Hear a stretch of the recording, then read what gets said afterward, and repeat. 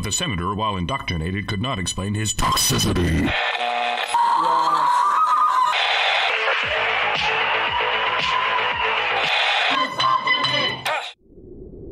誰？ウイスキー？あ、誰び？よくでながら楽ばしてくれて。おー、ノー、それに、あのレビ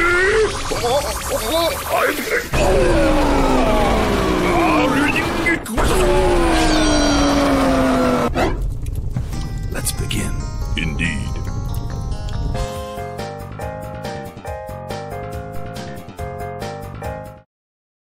Hello, everybody, and welcome to Honey Badger Radio. My name is Brian, and this is the Fireside Chat. I am here with YouTuber louislevauyt. Is it pronounced Levi, right? It looks like Laveau. Yeah. I want to say Laveau. I used to say it incorrectly myself. It's Levi. Ah, okay. So welcome to the show, Louis. And I've always wanted to get guys like you on. I'm so backed up on so many other guests, so thanks for coming on. If you guys that are watching have any questions or comments for Louis, please send us a super chat, and I will read it out loud and we'll address it. So we're just going to have a conversation about the larger culture war, and I wanted to talk to Louis for a while. I like your content. I've been subbed to your channel for a bit. I guess before we get into anything, I want to ask you a question. Why louislevauyt? Why is your what made you decide to go with that as your sort of avatar or persona or whatever? I talked about this a little while ago, but it just came from an essay that I did on the history of the Palace of Versailles, and I just liked the name, and I kept it in my back pocket until the day that I needed it. And when I started a YouTube channel under, I needed a pseudonym. I was like, hey, I already got a name, so I went with that. Yeah, and the painting is that you use. Is that the name of that person, or? Yep, it's Okay. he's an architect. Oh, okay, that makes sense. So yeah, you have the guy, and at the end you have the Palace of Versailles, which I've never been to, but I've heard a lot about. So my wife's been there, actually. I think she talks about it when we watch your video. She's like, I've been there.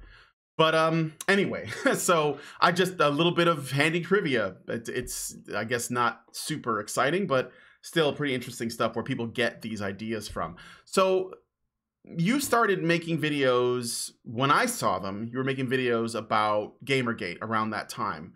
Is that fair to say, or were you doing stuff before then? I was doing things a little bit before that, but it was on another channel. I decided to, for the sake of Gamergate and not losing my job, I would create a pseudonym and in effect use that instead of my own name. I see. And the fact that you just told me this now, that doesn't a connection was never made, and you didn't lose your job or anything like that from being a Gamergate sympathizer, right? That never happened. Nope, I've always been behind a pseudonym, and I've never shown my face, on my channel. So it's very hard for people to track me down, and I've always had the ability to be small enough to where I've gone unnoticed by plenty enough people that would otherwise, look at me to get me out of my job. Yeah. Yeah, okay. Yeah, makes sense. I do want to say that I think that you're criminally undersubbed. I like the videos, I like the rants. No, I'm serious. I know, because the thing is that, I put this in the title, okay? The healing power of rage. The thing is that sometimes you just gotta really just cut loose on the shit that pisses you off.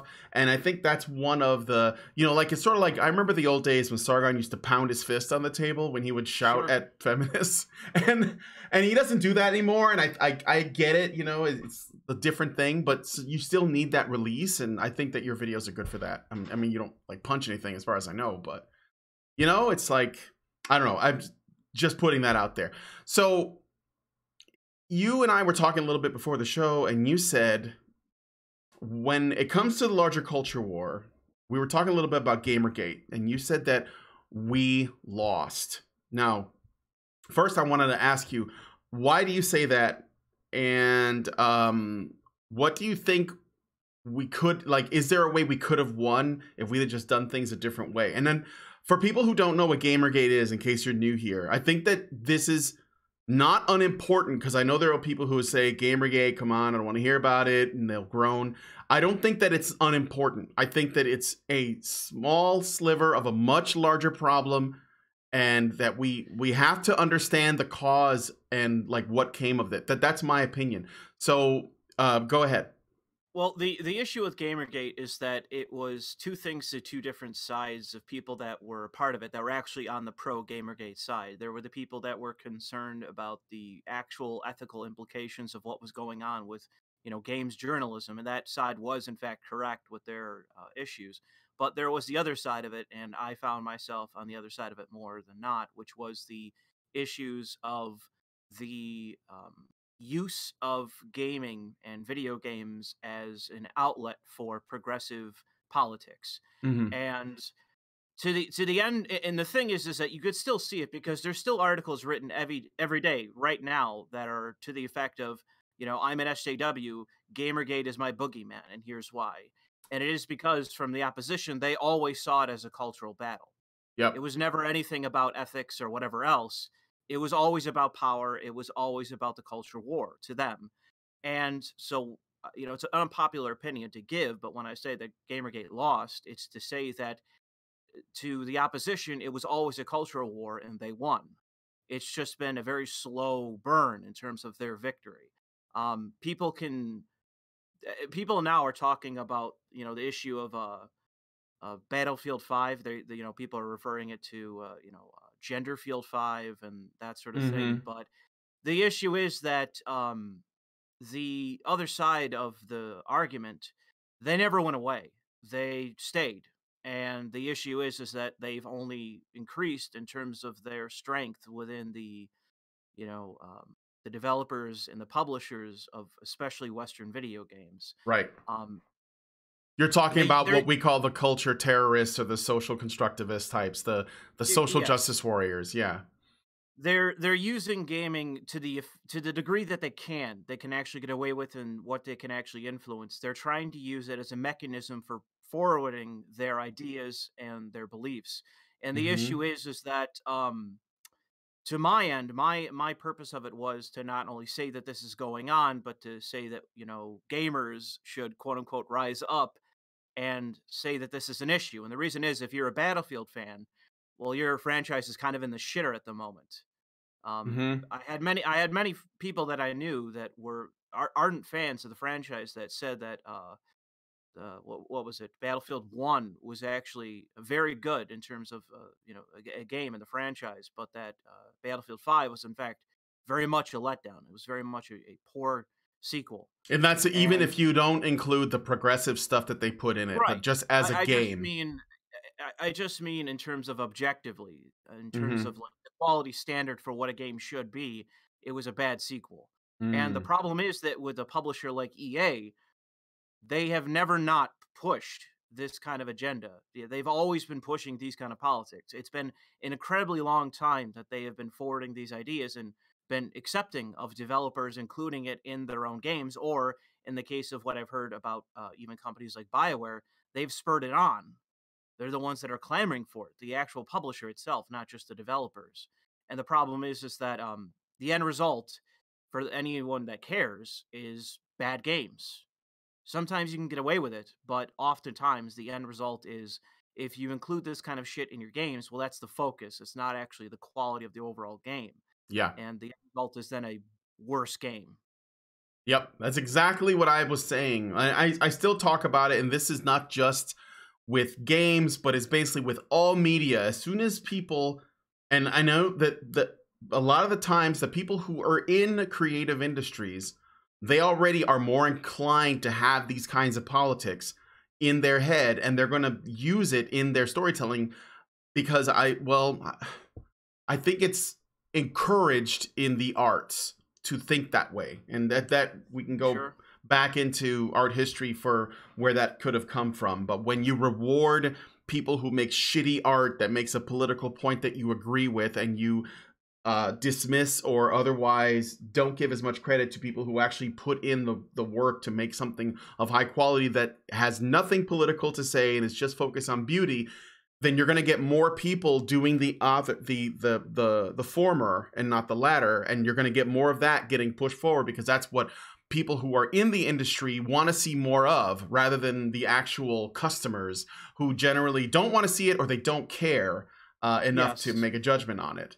You know, the biggest examples that I could give for, not necessarily like there's SGW content within the content itself, the actual, like, let's say a movie, is The Last Jedi. It's very clear that Kathleen Kennedy and those that are at Disney have an ideological bent to, you know, their presence within that company, and they're producing content that they're hoping you know, pushes forward those ideas. It's very clear that that's what Rian Johnson intended and Kathleen Kennedy intended for The Last Jedi. And The Last Jedi is universally hated. Yep. It is a hated movie. I've never seen a movie that has more, you know, people picking it apart that are not culture warriors, that are not people interested in the culture war, but are in fact mystified by the fact of how bad this movie actually is. Yep. And the thing is that you can't.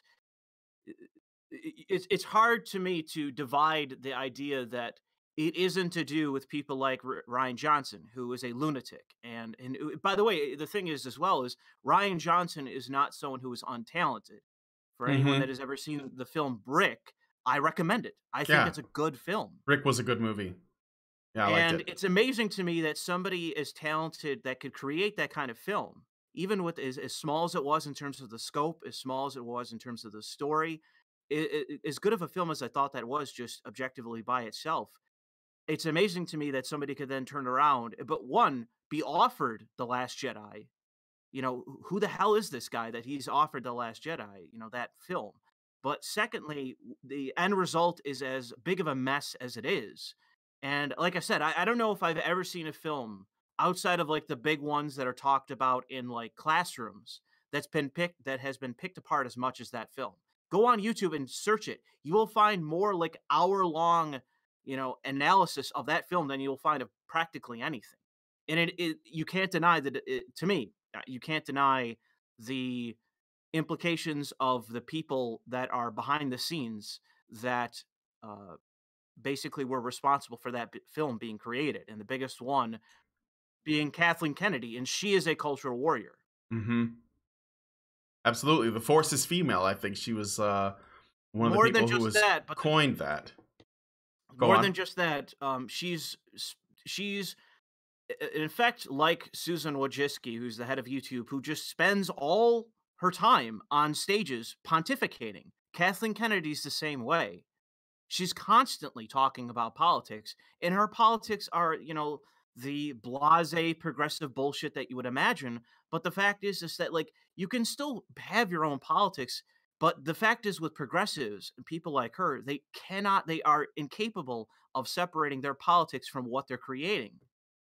And my point is, and you know, the reason I have my channel, the reason why the people that have subbed to me is because the fact is that you can have conservative Christians, such as the I can't remember the guy's name, but there's a particularly hated author who has opinions about gays and is a Christian that is still capable of dividing his politics and his beliefs from the art he's creating, and it's because he's not a totalitarian lunatic. He just has politics. Yes, I agree with that. Are you talking about the guy who did Ender's Game? Is that the maybe so? Okay, you don't want to say, or maybe you don't. No, I can't remember his name. Oh, I know that. Yeah, I know the author of Ender's Game was. I remember someone. This was years ago. People were saying, you know, his books are great. It's too bad he's a homophobe. You know. The thing is that I actually have a book by him, and I say by him because forgive me, but I can't remember his name. He's not an untalented author.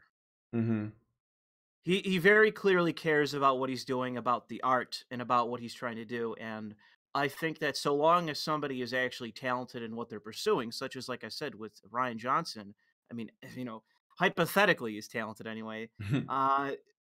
So long as someone's talented, I'm a firm believer in dividing the art from the artist. But the thing is that that's the conundrum that we're currently dealing with, which is those that refuse to actually separate their own ridiculous politics from what they're in fact creating. And the problem is that when you're just giving these people free roam over existing franchises, such as what happened with Ghostbusters, you're just producing shit. Yeah. You're going to destroy franchises, alienate fans, and then they with the social media, they attack their fans too for not liking the shit they made. It's the absolute worst example of the culture war, I would say, and it's something that is a little bit outside of my realm, just because I do like let's say DC Comics. I am a DC Comics fan, but I'm not necessarily a comic book fan. It's not something that I specialize in or collect myself. But the thing is the worst example out of all of them, that makes Gamergate look like chicken shit, is what's happening in comics, because comics is right now, about to Kurt Cobain itself. It is ready to kill itself. If it weren't for the Marvel franchise and the movies, comics in its own right would be fucking dead.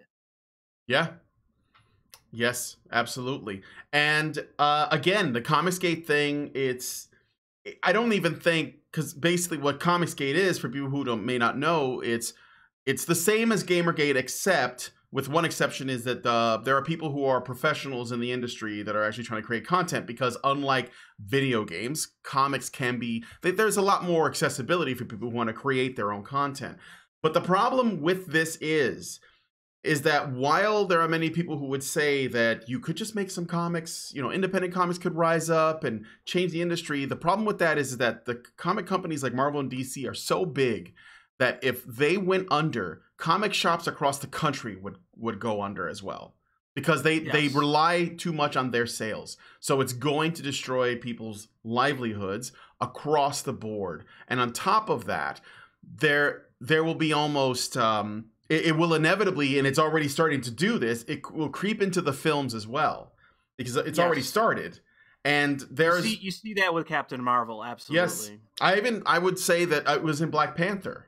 Because I watched, I bought it, I thought Black Panther, I had to buy all the movies, so, and I bought it. But when you watch it, you can not only see it blatantly in the film, if you're paying attention, but especially in the interviews that they have, like these behind the scenes interviews with the directors, writers, and so on. Many of those people don't know anything about the character they're actually making a movie about. They just see black superhero, it's time to get woke. And then they go ahead and they try to push that. And I'm a person who have been reading the books and loved the Black Panther character for years. And so when I watched the movie, I'm like, who is this guy wearing the suit? Why was he more interesting and more on point in a movie made by two white guys with Civil War than he is in his own movie? Well, because of the woke politics. And so it unfortunately gets in the way. I tried to talk about this with David Jaffe, who I had on the show before. You know who David Jaffe is? He's a game developer. He's a game developer that created God of War and Twisted Metal back in the day. And I tried to explain to him, because the thing about this is he says he considers himself a pretty liberal guy. Now, I consider myself a liberal guy. I don't think that that's the problem. I think the issue is when your political beliefs, your progressive beliefs, have a negative impact on the thing that you're trying to create, and because you don't really have a grip on reality, and you believe in all of these narratives, you think that what you're making is common sense stuff, and you also believe yourself to be qualified to educate people, and so you use a tool that nobody wants for education, And I talked to David Jaffe about this, and I was trying to explain to him why these don't work, and not necessarily that I want to censor them, because that's the conundrum, right? That's I don't want to censor anyone. I don't want to say this person should be thrown in prison for making, putting SJW shit in this game or comic, but I want to help the industry make better content. And to do that, they have to move away from this, bipartisan bullshit political crap that doesn't actually serve the final product. And he just couldn't, I would explain to him in the most measured way possible, and he would listen very intently and say, I know what you're saying. He would tell me this. He'd say, I know what you're saying, and it makes a lot of sense to me, but I can't shake this feeling that you're being racist and sexist.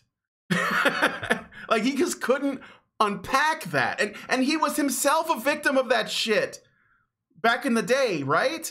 With God of War. I think it was, what was the game? Was it, I think it might have been Twisted Metal, where he said, oh, you can play with your girlfriend and she'll blow you afterwards, or something like that, right? And he came under fire for that.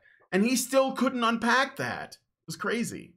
Well, I guess it's just the circumstances of, do you save the drowning man who is himself like waded into the deep end? Like, is that your responsibility? I unfortunately, I did a video, I think about a year ago now, where I talk about just the bleak nature of the culture war and the people that are participants in it, but they don't even realize it, and their inability to actually address the fact that there is a culture war. It's very popular, and we talked about this before we went live. It's still right now very popular to just deny that there is a culture war. There seems to be this idea that you're basically the autist that I can dismiss out of hand if you acknowledge there's a culture war, when the other side, and I said this and I mean it, they're every day writing articles about Gamergate because they believe they're in a culture war. Yeah. They're in a culture war. There is a culture war.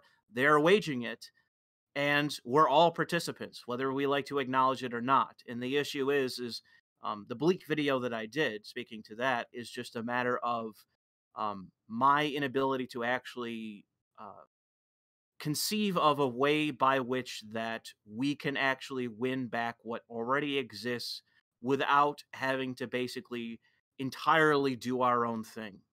Mm-hmm. Yeah, no, it is bleak. I'm sorry, go ahead.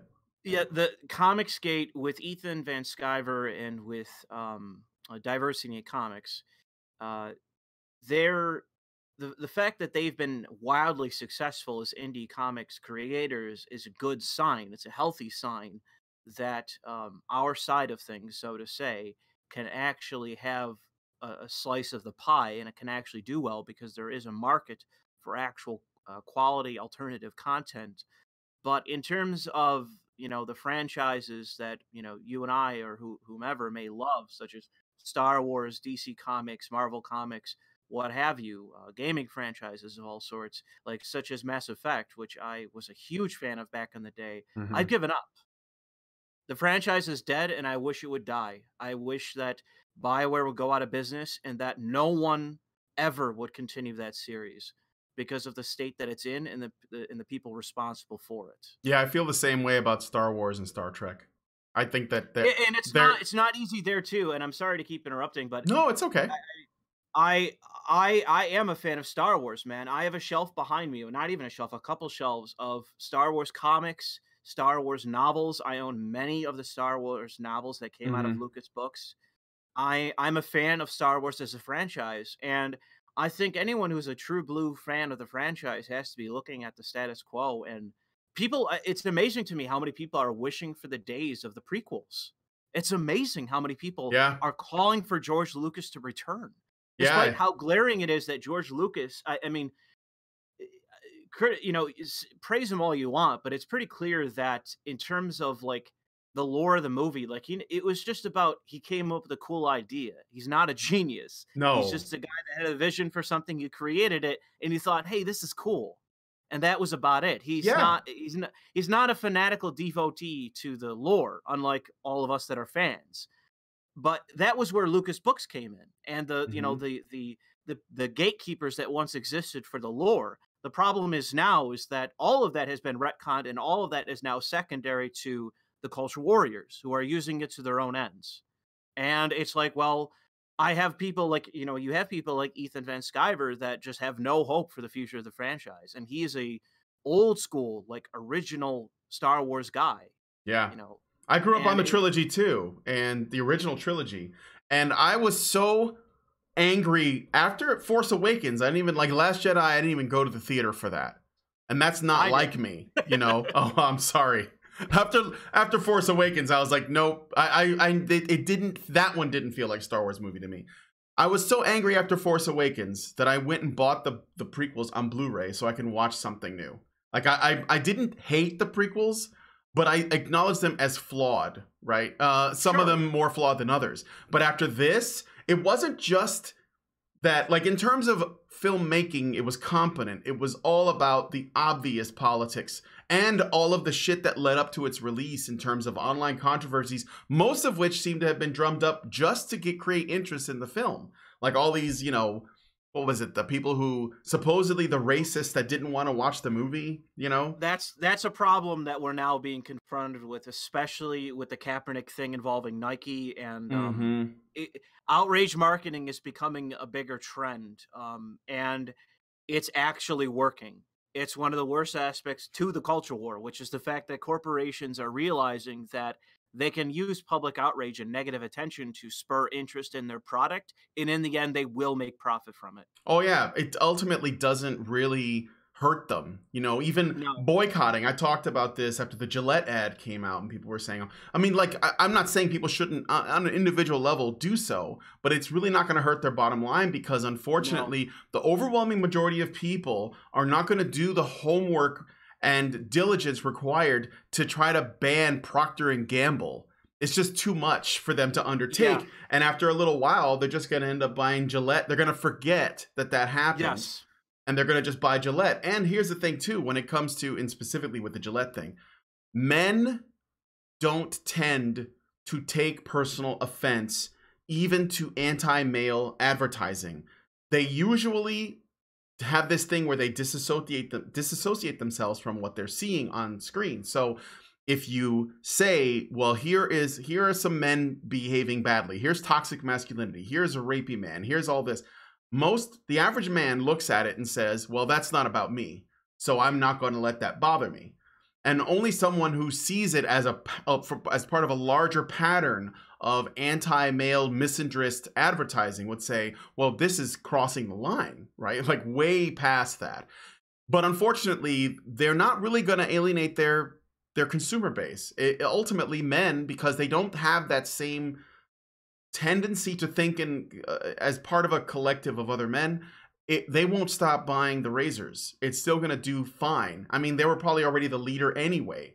And it's also not going to be really easy to, let's say, try to find a company that's going to be that doesn't necessarily believe the same things and they just haven't exposed it in advertising yet. So I don't think it will really matter that much, unfortunately. I do think that knowing what I know about marketing and knowing what I know about outrage, I do think that there is the ability for a company to actually cross a line in which they will create, they will actually damage their brand.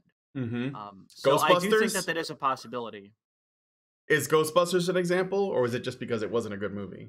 Ghostbusters as a franchise, I'm not really sure because I think that part of it is the people, like, you can't coast off of nostalgia. That by itself is not going to sell your product, and the incredible downturn in terms of sales as it relates to Star Wars.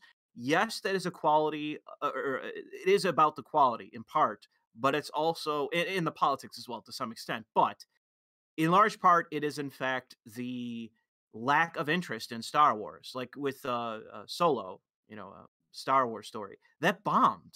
Mm-hmm. They lost money on that movie, and I think if I remember right, they lost money on The Last Jedi as well, if I remember correctly. But it's just a matter of, like, it isn't the fact that it's the culture war or whatever, or even the lack of quality of the films, although that is part of it. It's the fact that it's the interest just isn't there. Yeah. Yeah, that's true. They didn't, and what they're doing isn't really tapping into it. No, the thing is that for years, for decades, Star Wars has been a billion-dollar franchise. Every game they put out, every book they put out, every comic they put out, every toy they put out, they were selling an immense amount of product. Mm-hmm. But the thing is now is that that's all changed. and the quality is part of it. But what I'm saying is that I do believe that just the general interest in Star Wars as a franchise, it just isn't there. Like if they came out with a hit film that blew everybody away and was a true blue, actual Star Wars film and actually it incorporated the lore, but also was quality enough that it captured people's interest, I do think that you would have carried on being a billion-dollar successful franchise. But the fact is that Disney doesn't seem willing to actually use the property as they need to actually make the money. For example, in gaming with EA and the two games they put out with Battlefront, they made money, but the fact is that like it didn't help the franchise. It didn't garner interest in the franchise. You made two reskin Battlefield games. Yeah. That the second game especially was poorly received, and you can only cash that in so many times, unless you're EA and you can pull Apex Legends out of your ass and then turn your entire company around. Right.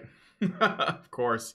Well, they had the money to burn, and again, I've heard people saying we should boycott EA, and it's just that's not going to happen. They're just too big to fail at this point. And well, the thing is about boycotts is that, yeah, sure, let's organize a boycott, and then fucking 25 million people will go buy their next game. So, what is it exactly going to accomplish?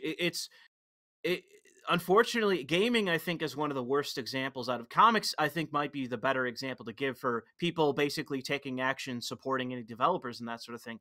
Gaming, man, it is just the worst of the worst of like, it doesn't matter how predatory the companies are or the lack of quality in the content they're producing. People just eat it up. Yeah, and they have been for a long time. Oh, yeah. Yeah, for a long time.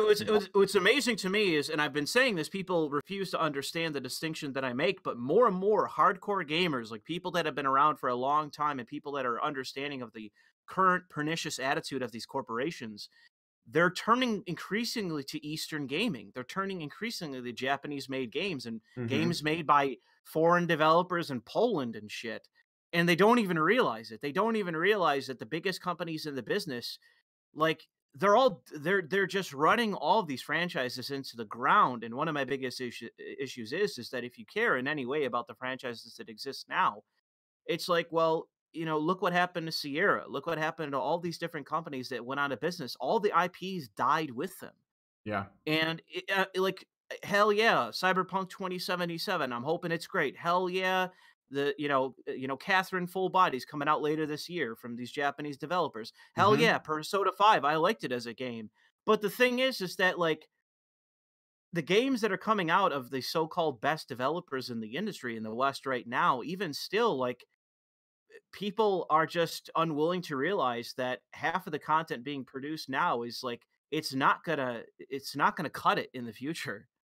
No. You can include in all the fad bullshit you want to of like battle royale, but the fact is that it's not like Call of Duty is not bettered by including fad bullshit in the game. If you give a damn about the franchise, and I don't really anymore, but if you did give a damn about the franchise, when you incorporate gimmicks and you're not actually innovating, all you're doing is setting yourself up to become the music genre of gaming, which went as far as it could, didn't innovate, and died instantly. And my point is that if you don't give a shit whether it dies or not, then so be it. Then that's good for you. You don't care. But the point is I do care. And I don't want these franchises to die. And I don't want every game we play to be Japanese. No, absolutely. Or some absolute piece of garbage released from a handful of huge developers that are basically the only reason they exist is from game to game. Their survival's dependent on what the current fad is and whether they can include enough microtransactions in it to sustain their existence. I mean, you just had one of the biggest companies in the whole industry, Blizzard Activision, lay off a whole shitload of people and lose Destiny as a franchise, lose Bungie as a company. Like, as bad as they're doing, as bad as the Bethesda's doing currently with their existing, burnout of their only big franchises, it's like EA as a company was like I said, like it had the gun in its mouth. It was cocked. It was fully loaded. And the only reason that they're going to be around for the next 2 years is because of Apex Legends. Yeah. They were hemorrhaging money in sales up until that game. And now they can actually go to their investors, their shareholders, and actually justify to them the state of the company in its existence as it is now, the current leadership as it is now. If it weren't for Apex, let's say that something happened with Apex Legends, you would see people leaving the board of directors, you would see shareholder upheaval, and you're probably going to see that at Activision Blizzard unless the layoffs are not going to keep the investors happy.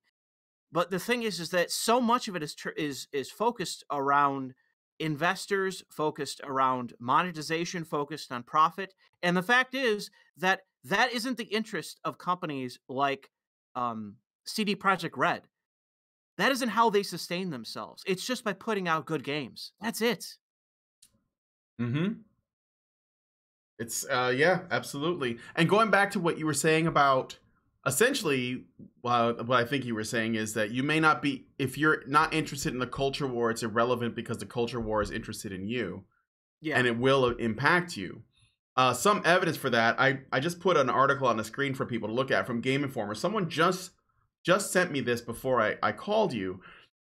This is a Game Informer article entitled "Celebrating 10 Respectful Representation of Blackness in Gaming," because it's Black History Month, for example. And it goes through this list of black characters in video games that are good representation, because this is the shit that people should care about. And of course, it's the shit that Game Informer cares about.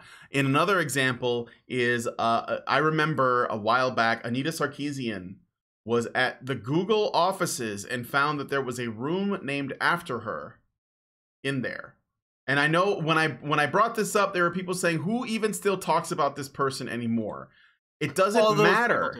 They do. They talk about her. Yeah. It doesn't, like, I can ban her, like, the existence of her on my channel. I can never talk about her again. The other side of it, they endlessly talk about her. She is still relevant. And it's a video that I made a long time ago where I said that certain people, their beliefs, the arguments they're making outgrow who they are as a person. And Anita Sarkeesian is the classic example of that. Her politics, her beliefs, the things that she wanted to change in gaming are the status quo in development now. Every single one of these major studios are at least humoring these ideas. Oh, absolutely. Oh, absolutely. And whenever you have some weird shit that happens in a studio, you have something in a game that doesn't make any sense, you have revisionist history, which, for example, that even people like Angry Joe, one of the biggest names in gaming review and critique now, is openly saying it exists, openly saying that revisionist history is something that's happening in gaming. When these things are happening, you have to understand that these are conscious decisions being made by developers in a room. They're discussing these ideas, and they're deciding, yes, that is going to be implemented in our game. And the fact is that Anita Sarkeesian doesn't have to be in the room anymore. They just believe as she does. Exactly. I mean, she's clearly, it doesn't even necessarily have to be her. No, it's about the ideas. It's about the ideas, right? The ideas may not even come from her. She could just be a smaller voice regurgitating it. You know, you can go, I think that they're just pervasively all over these entertainment companies. This is something that, and not just there, but as we know, it's also in social media. It's affecting people's ability to talk about ideas. You know, so this is impacting everything, and it does, you know, going back to the original conversation about what side of Gamergate were you on.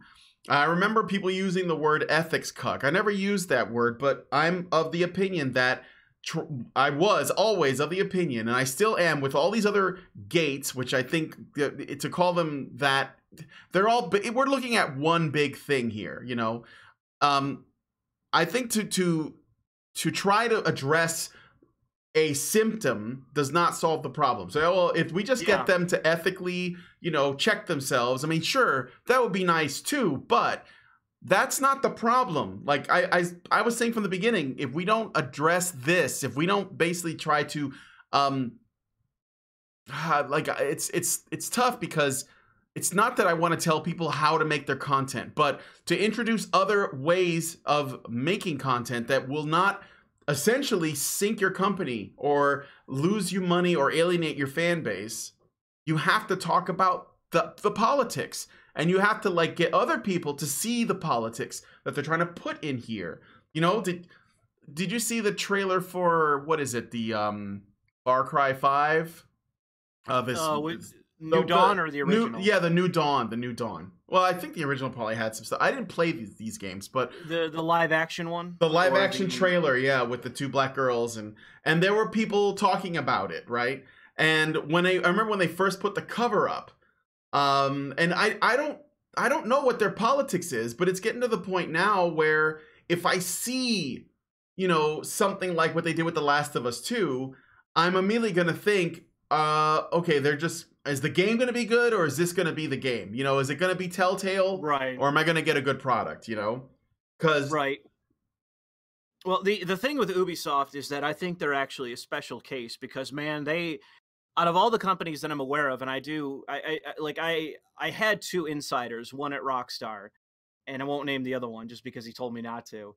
But they were telling me that it's just a matter of these people. It's not, you don't need or need it anymore because the developers are there to actually enforce it. Yeah. It's what's going on at these studios. What's happening in comic books, what's happening in movies, what's happening is that there are people within these studios, people within these developers, people at these companies that will bully other people. They'll say, well, are you a bigot? Are you this? Are you that? This should be in the game. And unfortunately, most people don't recognize it as bullying, so they shut up. Mm-hmm. And then it's just put in the game. And so with Ubisoft, they are very clearly putting in all sorts of diversity bullshit content into their games. Far Cry 5 is an example of that. But the thing is that they're playing it close to the line. They're putting in all this bullshit that's ridiculous, such as the demographics of Hope Valley in Montana being wildly diverse, despite the fact that Montana is not a diverse place. But it's something that they include in the game because they have to, because someone at the studio said they had to, so they did that. It's something they implemented into the... Yeah, the shit they did with Assassin's Creed Odyssey. Yes. Well, here's a good example of in Assassin's Creed Odyssey, it's very clear that sort of content is in the game. The amount of like weird relationships that are in the game is very clearly intentionally put in that. But the other thing it's very clear that it's ideological is the body of Cassandra. Cassandra has a man's body. Mm-hmm. And the reason is that is an ideological point of view from that perspective. That is something specifically ideological. Because if you actually look at what would be the idealized female form, it isn't that. No, they have to go against that. Yeah.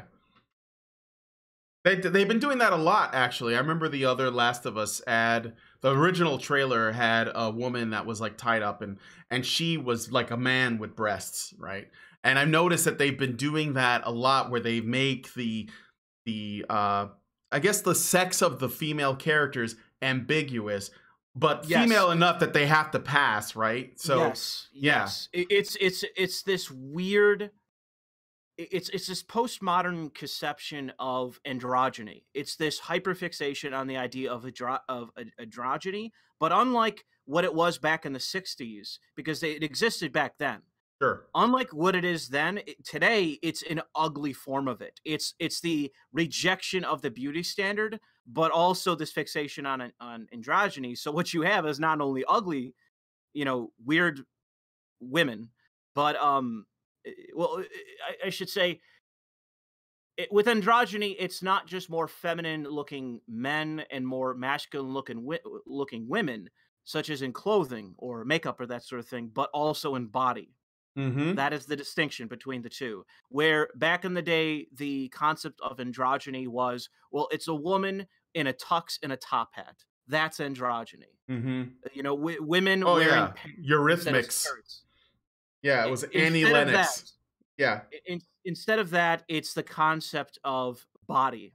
It's gone to that degree. And basically, if you have a woman in a game or in a film that is distinctly feminine, you will get shit for it, internally and externally. You will get shit for it. Yeah, absolutely. And they also, I got a couple of other examples. I was sort of like noticing this trend. I was playing Resident Evil 2, the remake. I don't know if you've played that or if that's something that you're interested in. I'm aware of it. Okay, so I was playing as Claire, and in the original, obviously the graphics have changed, but I noticed that her face something about it bugged me. It wasn't like an uncanny valley thing, but she seemed less attractive than I remember. And then as I played more, I started, and I know that this is like the way that she always looked, so I'm not going to say this is necessarily part of a pattern, but I looked at her and I said, you know what she reminds me of? She reminds me of visually. She looked a lot like Lara Croft in these new Tomb Raider games, as well as Mary Jane from the Spider-Man game on PS4.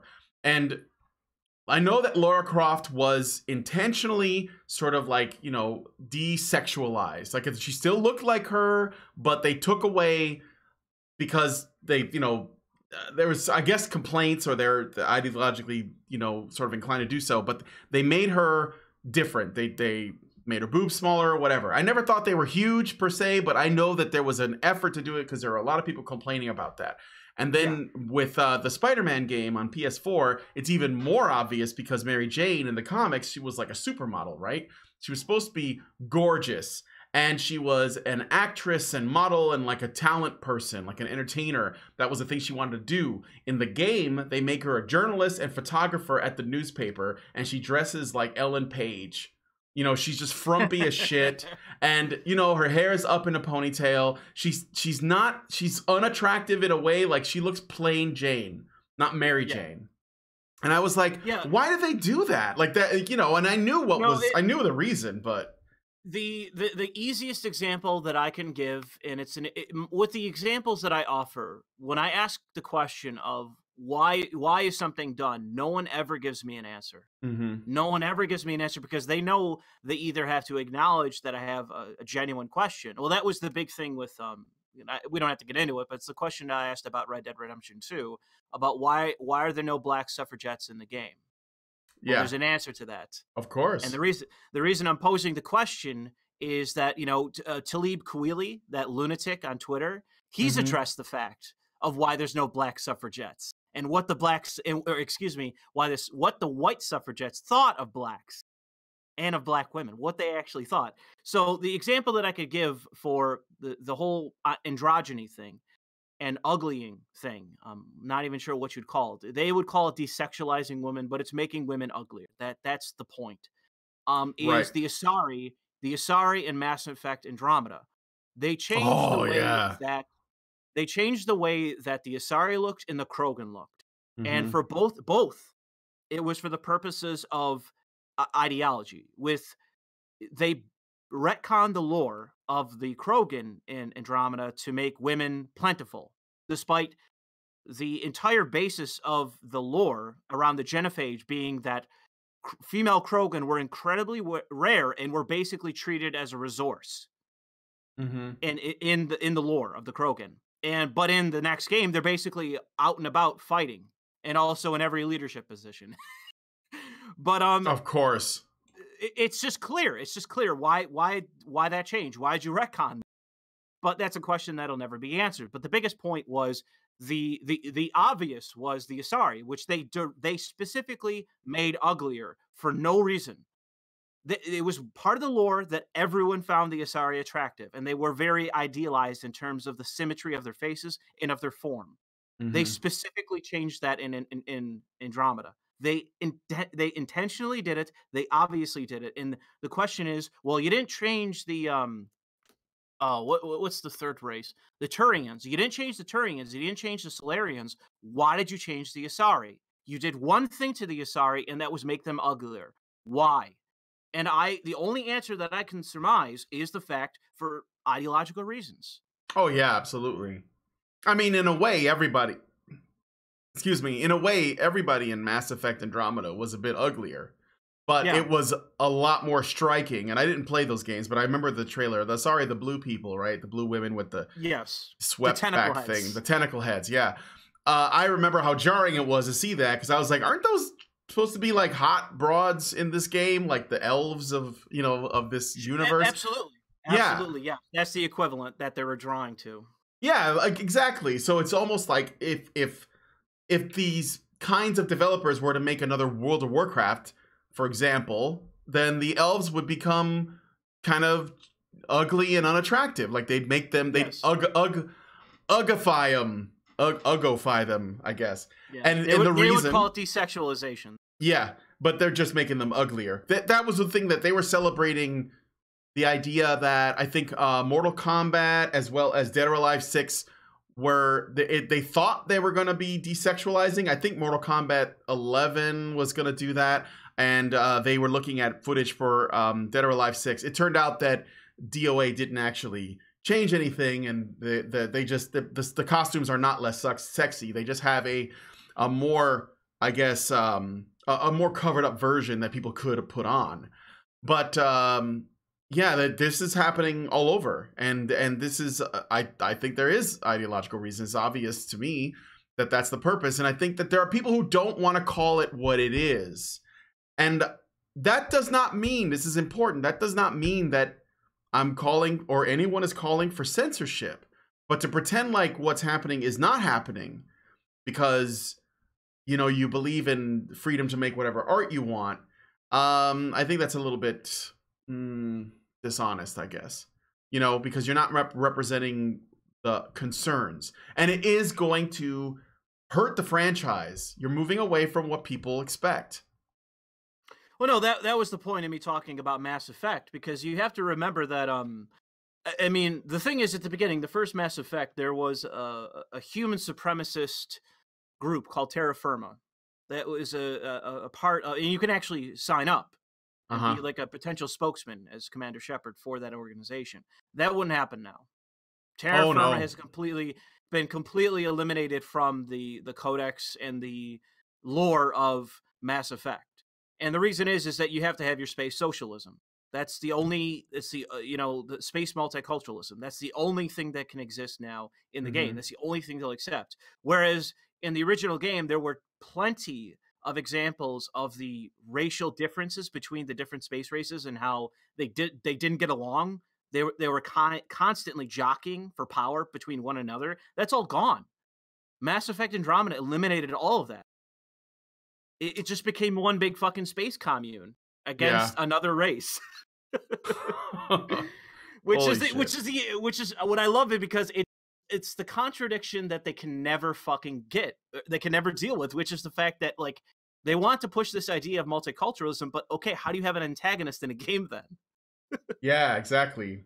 How do you tell, like, a riveting story, I guess, even, right? Well, every kind of those kind of games, the RPGs and the rest, they're always, one of the big components of it is always pushing the idea of morality in your mind and trying to get you to question it. What is right in this instance? What is wrong? What are the principles that you should hold to? Should you be a pragmatist and be a hypocrite? Like, the whole reason why, the whole thing that makes this interesting is not because you have this random enemy race. It's the morality of the actual story that's actually interesting to people, in large part.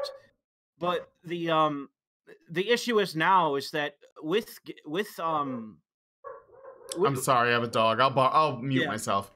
Yeah, with movies like Star Wars and with games like Mass Effect, they're eliminating even Fallout. Fallout 76 is another good example of that. Of they're retconning their own lore, they're retconning their own conflict for the sake of this delusion of multiculturalism, which is just an ideological bent.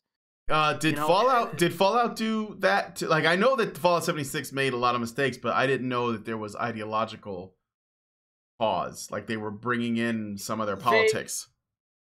There's been videos that I haven't played the game, but I know that the basis of which, that the project of Vault 76, the whole purpose of it was that on Reclamation Day, after the bombs have dropped, we're going to go to the surface and we're going to reclaim the world. Well, in the lore, it makes no fucking sense. And there's many reasons why it's boring for the sake of it. I don't really need to go into it, but the basis of the game is basically this multicultural utopia bullshit, which is just the previous Fallout games have never claimed that the whole conception of, like, multiculturalism made sense for the world. In fact, most of the lore of Fallout has shown that it didn't work. That was the whole goddamn reason the world ended. Yeah. It was a war with the Chinese, right? Yes. Yeah. Yeah, exactly. So I mean, it's still, and here's the thing, it keeps the human perspective of you know, you meet Chinese nationals that are ghouls, effectively, that served in the war, and that you could. It's hard for you generations later to see them as an enemy, and that they humanize the different sides, and they did that in Fallout 4, I think, to some degree as well. Of like the intro of you know, the protagonist. Of, you know, you try to humanize both sides, and I can agree that that's something acceptable and not necessarily ideological. But the thing is that you still have to recognize the conflict that is the basis of the game. The Mhm. reason why the setting is the conflict. And in Fallout 76, they just deny it. They just completely go over the top and just say, nope, we're not even going to acknowledge the issue. Like, think like the whole basis of the battle for Alaska, the battle for Anchorage, the robot that everyone loves that I'm forgetting offhand. Mhm. Um, like spouting American rhetoric, spouting I remember. anti-communist rhetoric. Yeah. They're not. We're past that point now. We're not talking about anti-communist slogans anymore. That's a long fucking time ago. And now we're getting multicultural bullshit in these games. What's funny about 76 as well is the fact that you leave the vault and everyone turns into a fucking murderer. Everyone's just fighting for their own shit. And it's like they're unaware of that. They're unaware. The people that made the game, they're unaware of the fact that their own game is self-contradictory in that fashion. Like, they actually put that into the game thinking like this is a good thing, when the entire basis of the game is just fucking anarchy. Yeah. All you fight is other people of the fucking vault.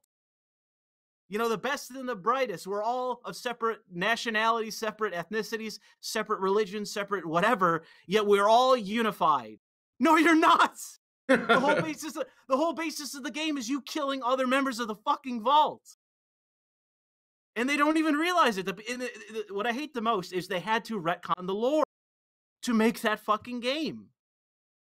So it's just a matter of, you're including political correctness in your games. You're changing the lore of your games and of your content to come up with new stories, and the new stories are always fucking worse. They're never Yep. better. And that's it's a saying of mine that they're not trying to make a good game. They're trying to make the right game. There's so much involved of comics, films, video games of, we're not actually about the quality. We're about making the right content. It's not about being factually correct, but morally right. Is that what you're saying? Yes. Not just factually correct, but just, you know, you're someone, there's a variety of people that you can cite, but someone like, let's say, Ken Levine. Ken Levine, of the creator of BioShock, has his own opinions. As far as, you know, he's skewed to the left politically. But the thing is that he's not ramrodding his politics so badly into his games that it destroys them utterly. Right. He can include even his own politics in the game, and I know that people have a variety of criticisms of each game, but the thing is that it's just about I'm aware of the fact that you're political, that you have your own political opinions, but they're not so just unbelievably present in the game that is actively damaging it. If something fails to live up to a certain standard of quality, I don't think it is because of your own politics. But the thing is, with many examples that I could give, it's very clear that that is the problem. Right. Absolutely. Yeah. It's and I think that if we continue to ignore it, it's only going to get worse, because there's no stopping it. Like, I mean, in most levels, I think that there are people who want to dissent that actually work in the industry, but they're scared to. I think a lot of people do. They're petrified. They're petrified. The thing is, well, there's two people. There's two kinds of people. There's the Ethan Van Skyvers who obviously have political opinions, but they don't want to rock the boat to such a degree that they're going to lose their fucking careers, until the point that they stop caring and quit. That's what happened with Ethan. And was then wildly successful in his own right, made hundreds of thousands of dollars in his own right. Mm-hmm. Then there's the other who don't care, that clock in, clock out, don't care. And there's a lot of those kind of people. People like to glorify game developers. There are a lot of game developers that are like that. I have a career, I have a family, I clock in, I clock out, go ahead and destroy the shit so long as I have a job. They don't care. Yeah. You said that you had a Rockstar insider. Yeah, he's gone. He left Rockstar. Oh, okay, so he wouldn't be able to tell you whether or not Rockstar has, because they've always been pretty good, in my opinion, in terms of like The reason why is because they had a tight-knit group. They had a tight-knit group of developers. There was obviously people leaving, coming and going, but that changed. He was there before the release of Grand Theft Auto 5, and he said that was the big the difference maker. After Grand Theft Auto 5 came out, a ton of people left and a ton of new people came in, and among them, and there were already people there, but they weren't of a sizable number to be a problem.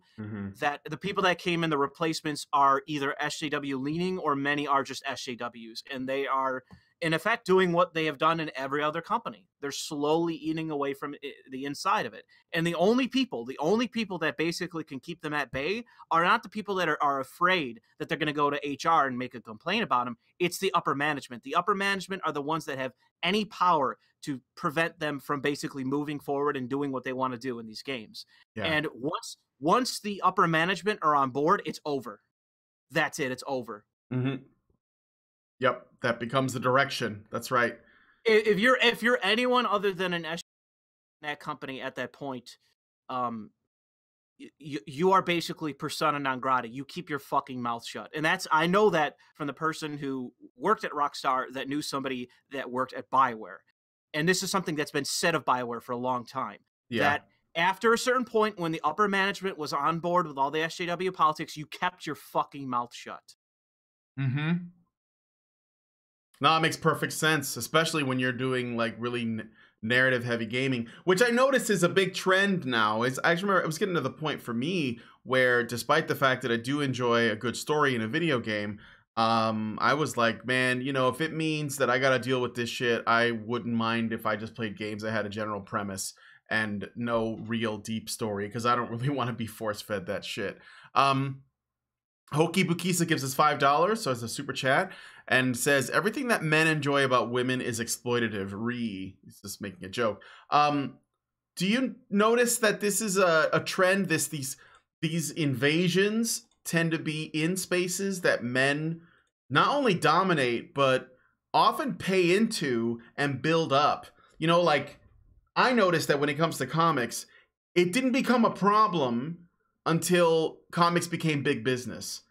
The movies, like the Marvel movies, like action movies and superhero movies, it didn't become a problem until they became really, really profitable. And all of a sudden, everyone wants to change them. And video games, too. As an industry, they were very simple, and they were the domain of nerds, and, nobody wanted anything to do with it. And then when it became a multi-billion-dollar, the biggest entertainment industry that ever existed is video games.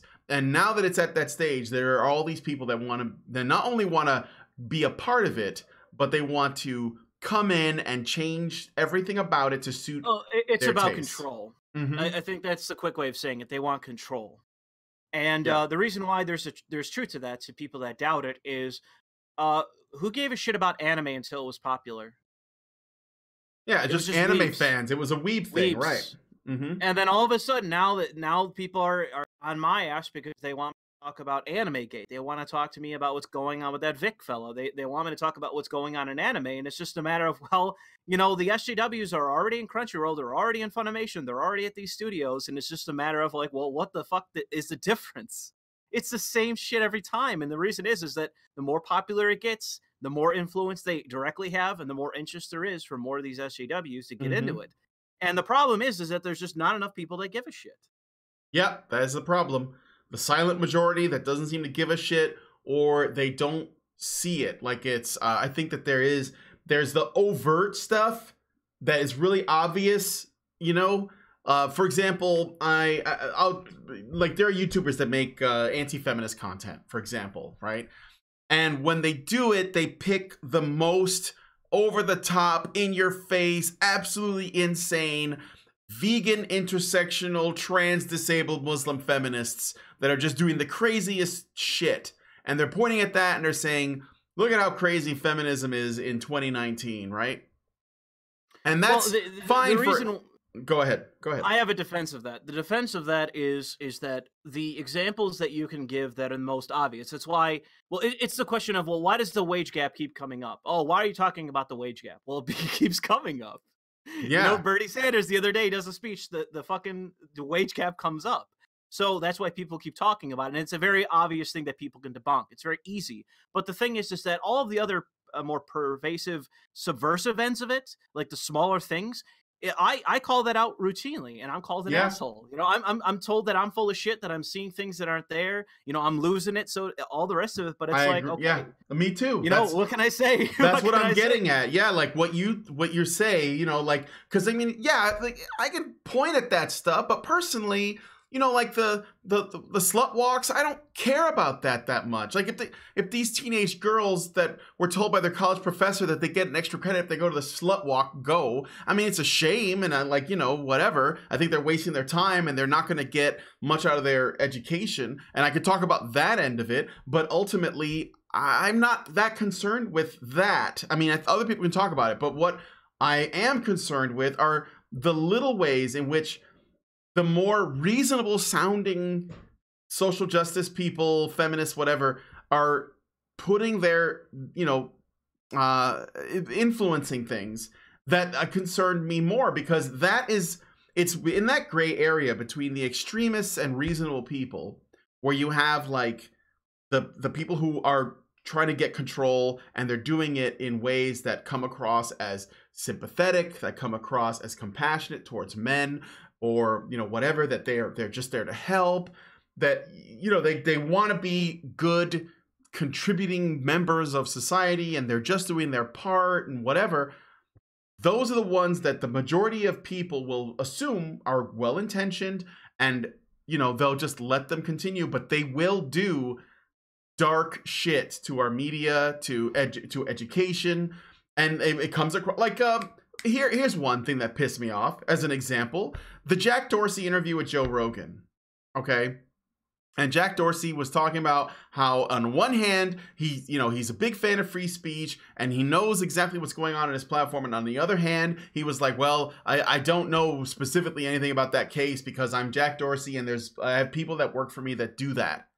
And that annoyed me, because I know Jack Dorsey knows what's going on Twitter.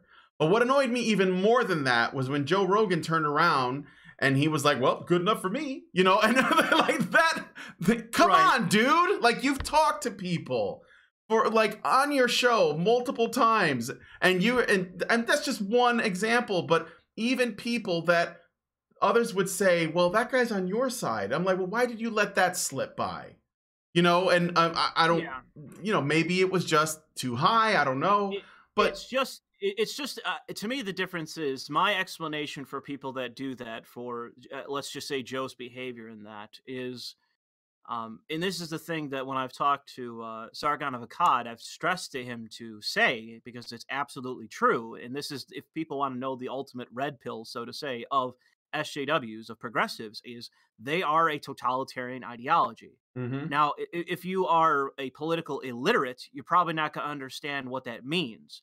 But if you are someone who's actually literate in politics and understands and it's not like, I don't have to demonize totalitarians to understand what they're after, which is control of everything.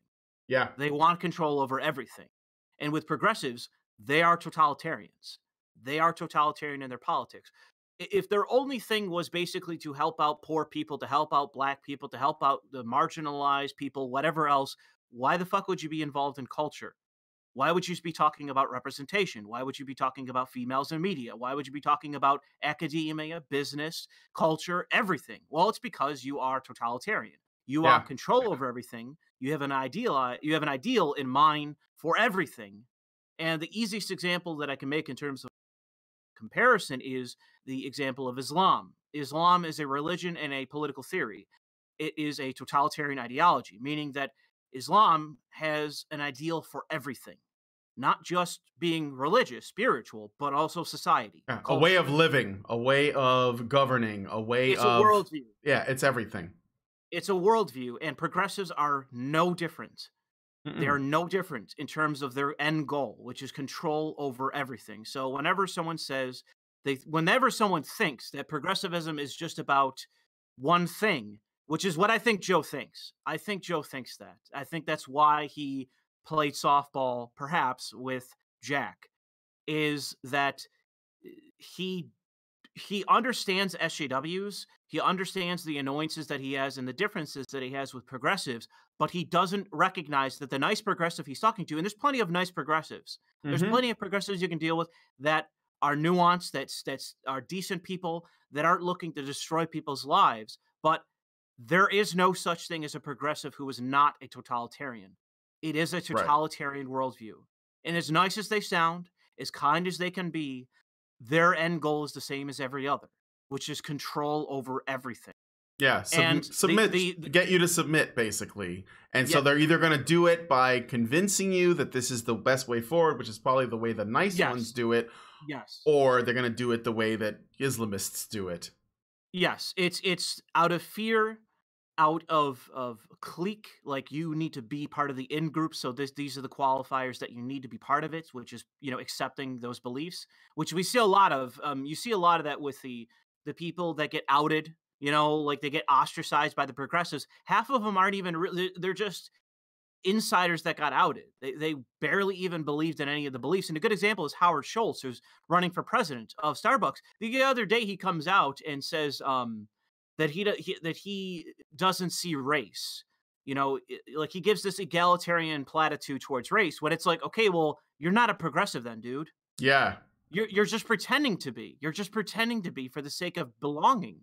But your beliefs aren't actually represented by that belief system, by that worldview. It's not actually reflected. And for someone that has been around for so long and has been pushing all this bullshit for so long, you think that guy would understand it. But the thing is that it's just an empty shell that wants to be part of the in-group. It really is someone like that. And unfortunately, there's a lot of people that are like that. There's a lot of people that don't really understand what progressivism is, but they still want to be part of the tribe. They still want to be part of the group. And if they have to say some shit to be part of the group, then they're just going to say it. They're going to call somebody a racist for the sake of being part of the group, then they're going to say it. They're going to call somebody a racist. They're going to smear somebody. They're potentially going to aid in destroying somebody's life or career. And it's just because they want to belong. And unfortunately, the problem is that those people are fundamentally weak. And there's just a lot of them around. It's the path of least resistance. And unfortunately, way too many people are going to take it. Yeah, I agree with that. That's pretty much what I see all the time. And there are plenty of people that just don't want to rock the boat. They don't think it's a big deal.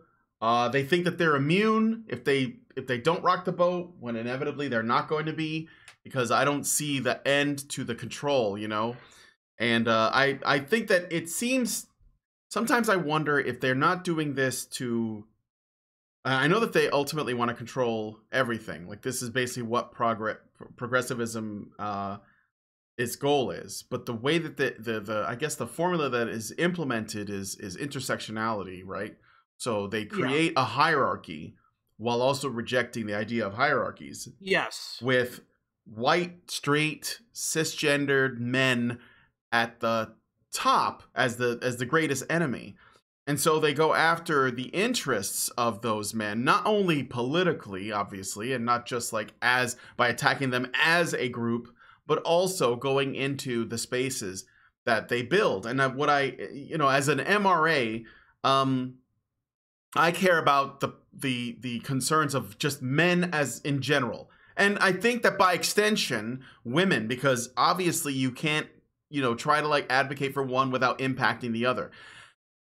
And one of the things that I run into that's really frustrating is that, first off, I think that this is an intended attack on men's spaces because they don't like the idea of men doing things together and spending time together and enjoying each other's company.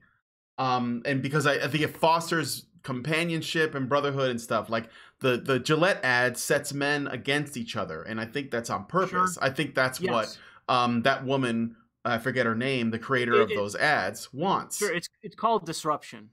Yeah. She doesn't want men, they don't want men to be friends with men because they might build something together, because that's what men do. That's the strength that they have. But instead, she sets them against each other. She creates a paradigm of predators and white knights. And so Yeah. most men who don't see themselves as bad people, they are all ready to white knight, especially on the internet. And you get like, you know, this kind of tension between not just men and women, which has already been created, but between men and men. And when they go into go ahead.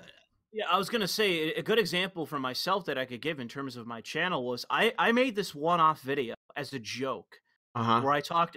Actually, 2 videos. I've done 2 videos so far, and both times the same result happened. I made a video recently making fun of Twitch thoughts, which is a real thing. Oh yeah, There are Twitch thoughts. I made fun of Twitch thoughts as a joke, as a laugh.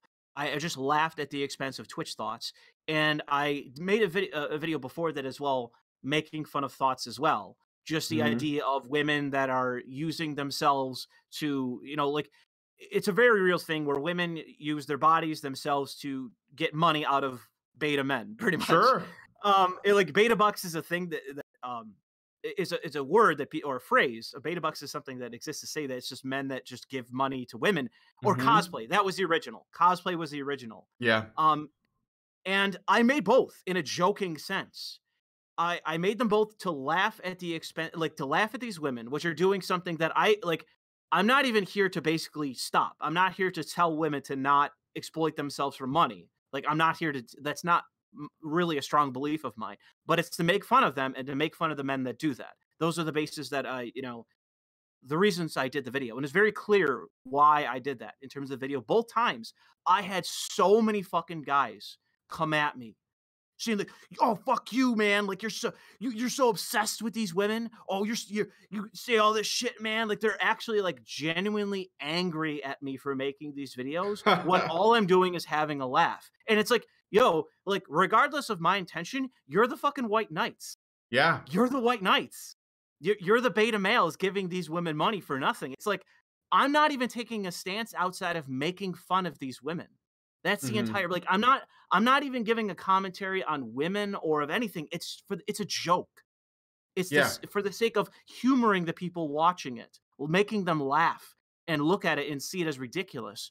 But people react in such a fashion that it's like all you do is justify that. Even like I can make a genuine video, like an MRA video on it, talking about the existence of these entire things that like, and it's a true thing. The reason why that these cam girls are on Twitch is because they're trying to tap into a market of underage boys, and the platform is permissive of it. It's something real, and you can take whatever, you can say whatever, you call me an MRA, call me whatever you want. It's something real. It's something exists. Why aren't they on the cam girl websites? Well, it's because it's already a tapped-in market. The market's already saturated, so they go to Twitch. That's why they're there. Say whatever you want. It's true. No, it is true. It's for money. It's for money. But the thing is, like, I'm not even here to tell anybody, to tell any woman she shouldn't do that. I'm not here to tell any woman that she shouldn't do that. She shouldn't exploit herself for money. That's not a potential career for however amount of time that she can maintain her looks. Modeling is the same thing. Movies are the same thing. Yeah. Photography is the same thing. I'm not judging any of that. All I'm saying is that it exists. And I see it as a ridiculous because women are sustaining themselves off of men that are never, ever, ever going to actually garner the attention they so desperately want from them. It's pathetic, and I laugh at it, and that's it.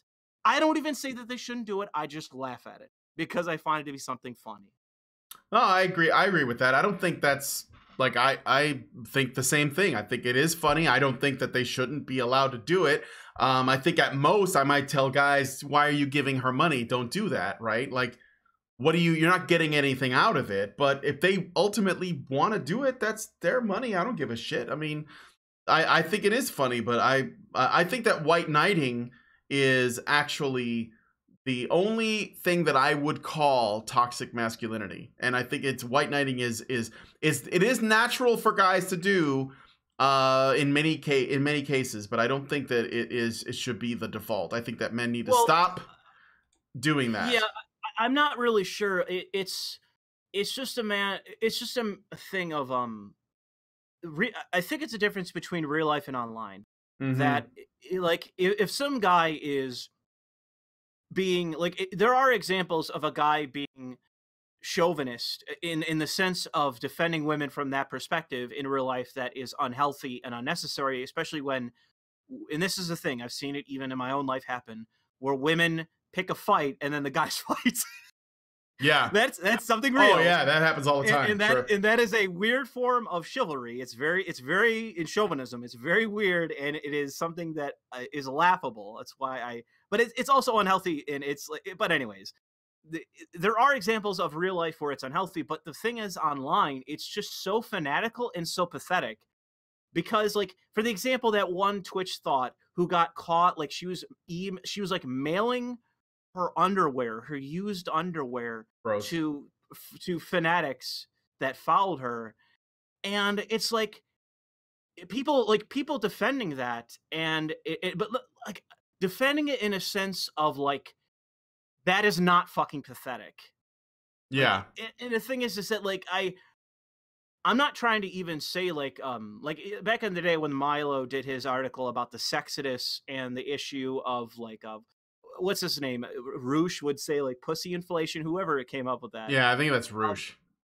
Like there's a bunch of different examples that might go into hyperbole, but actually there is truth to say that there is currently an issue in terms of like genders, and gender relations, and the whole issues of what women are generally like versus what men are generally like, and the legal differences and all the things. Like I've never said that the MRAs, for example, of which I'm not, I don't identify as an MRA, but I've never said that the MRAs don't have some point to what they're actually arguing. Mm-hmm. And even with people who are as hyperbolic as Roosh V and as incendiary, like sometimes they actually do have a point. But for the record, Roosh V is not an MRA.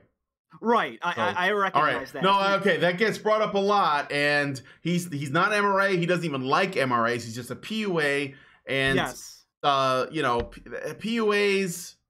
Well, my point anyway, is I don't want to make about the difference. It's the point of gender politics. Sure, it's the point of gender politics. That was my overall point. I didn't mean to conflate anybody. But no, it's okay. The point is that like, let's say if feminists had a point, if feminists had some point. The issue is that you should be at least willing to address what their point is. Even like I had somebody earlier today send me a video made by a white nationalist or a white advocate, whatever, where I listened to what they had to say.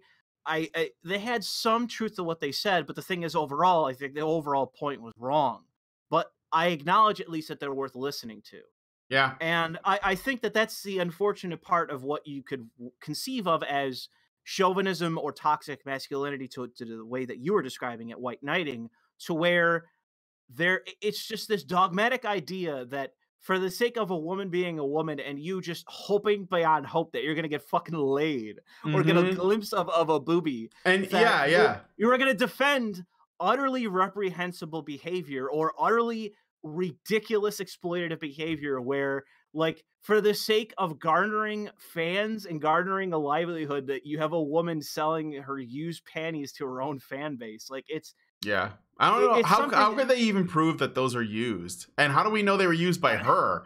She could have gotten like her boyfriend to wear them for a day or something. That's the joke, right? That's the joke. But it's just a matter of like, there's even an argument for why people should feel sorry for those kind of guys, and I'm not even unsympathetic to that point of view. I'm willing to entertain it, but the thing is that every time that I make a video laughing at that situation that obviously exists, I'm immediately fucking attacked by those people who, despite the fact that I'm just laughing at the situation, are like deeply offended.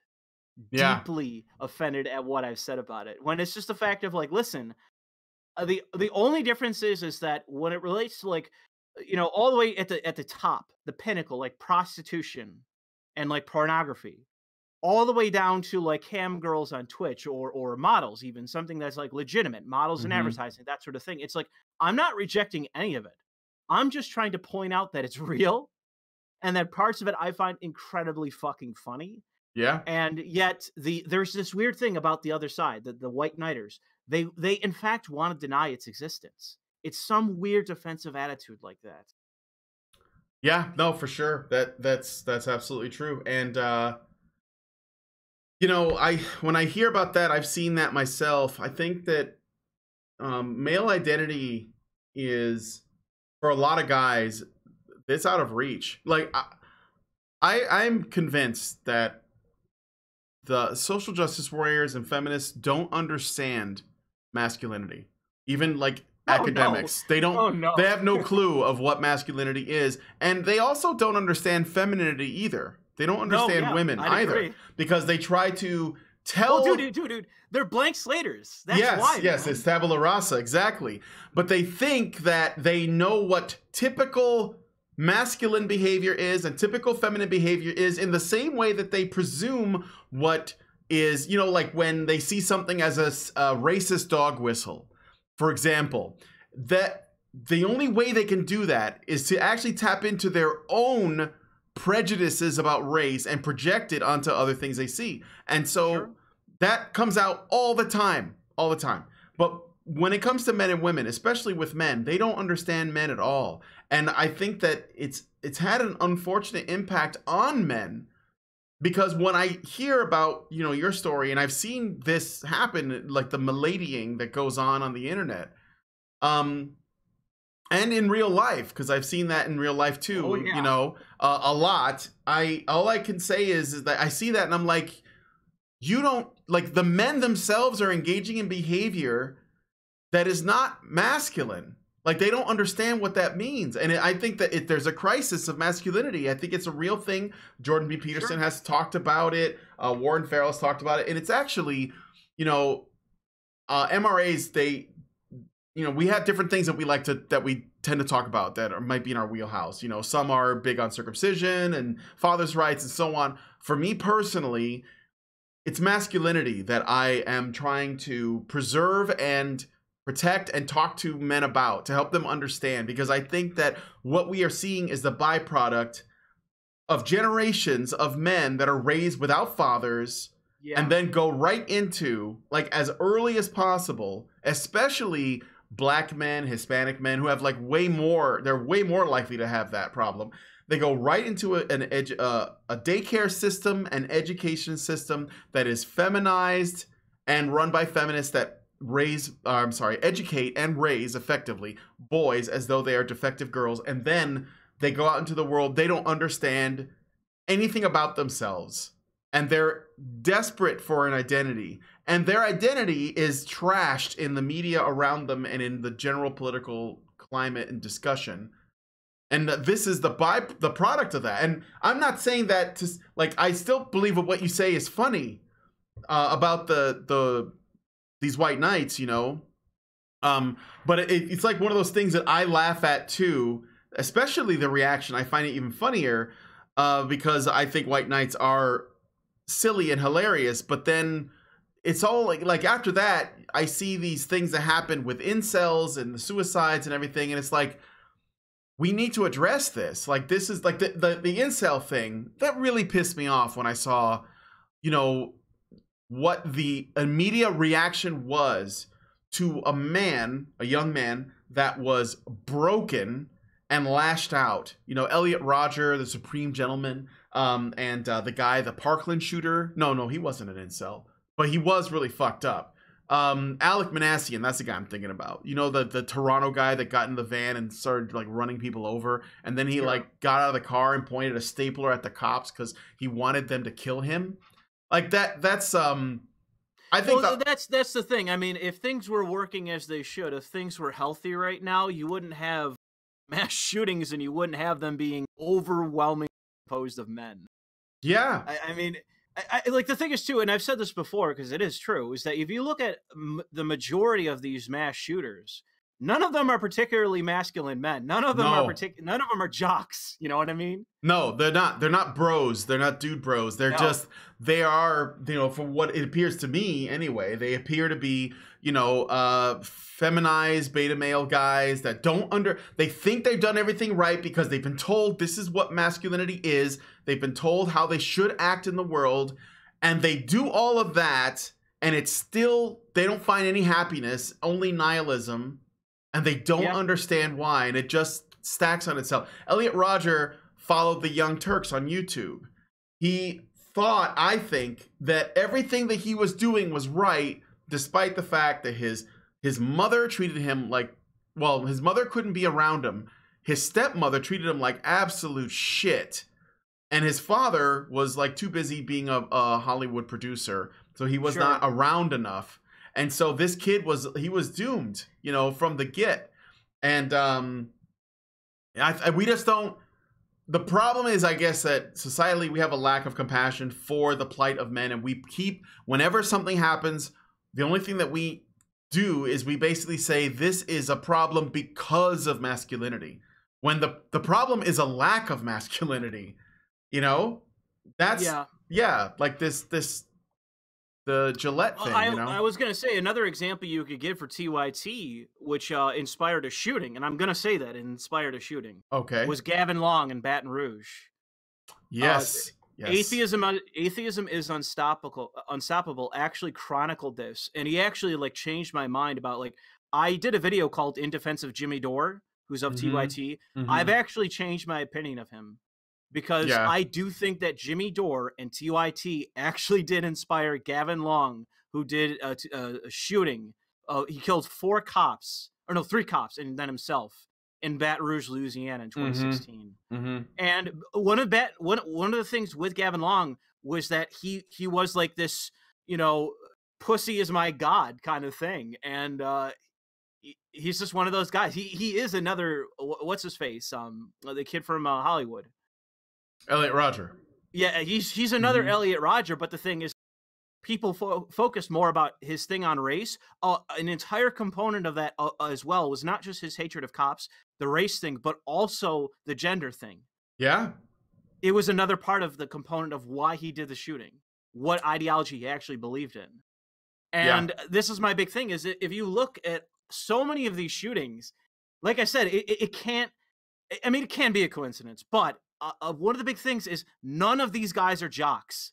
No. None of these fucking guys are jocks. And they're lonely, and they don't have girlfriends, and many of them don't even have boyfriends. They are not able to connect with people, and they don't know how. And they're also probably being told they shouldn't, because, you know, they're seen as predatory.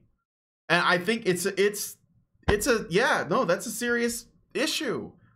You know, and I was gonna say something like that you hit on the head that I was getting at about if you take away a man's ability to connect with other people, they will self-destruct. Like, that was the thing. One thing I was gonna mention is that for every guy that ends up going on a shooting spree, there's 40 guys that just shoot themselves and die. Yeah. And for similar reasons. And then for every 40 guys that do that, there's countless numbers of guys that just annihilate themselves slowly over time. They just get into drugs, they drink, they gamble, they just self-destruct slowly. Sure. They don't even kill themselves.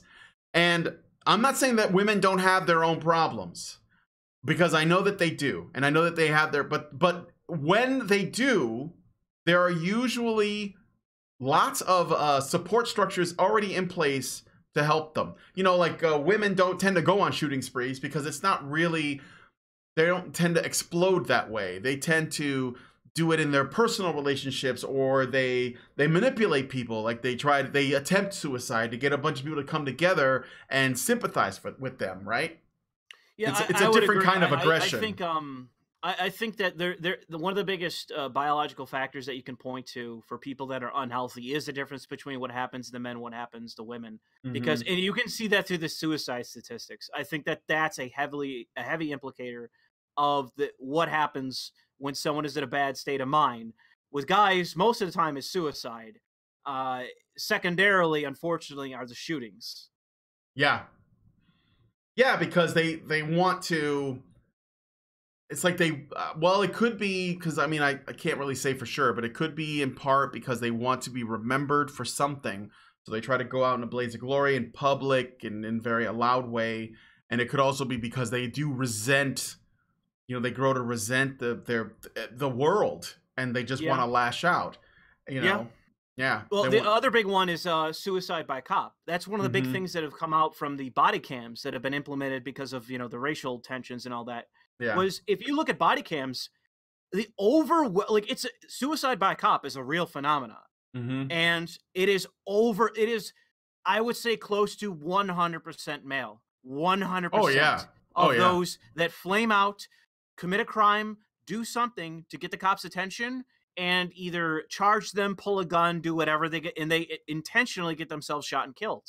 Mm-hmm. It's suicide by cop. And the thing is that one of the issues with suicide becoming like more and more present of an issue, and I know that for an MRA it actually matters because it's a majority men, obviously, but it's like it's becoming such an issue now that the left actually has to, like, and I say the left because it's not just progressives or feminists, it's the left.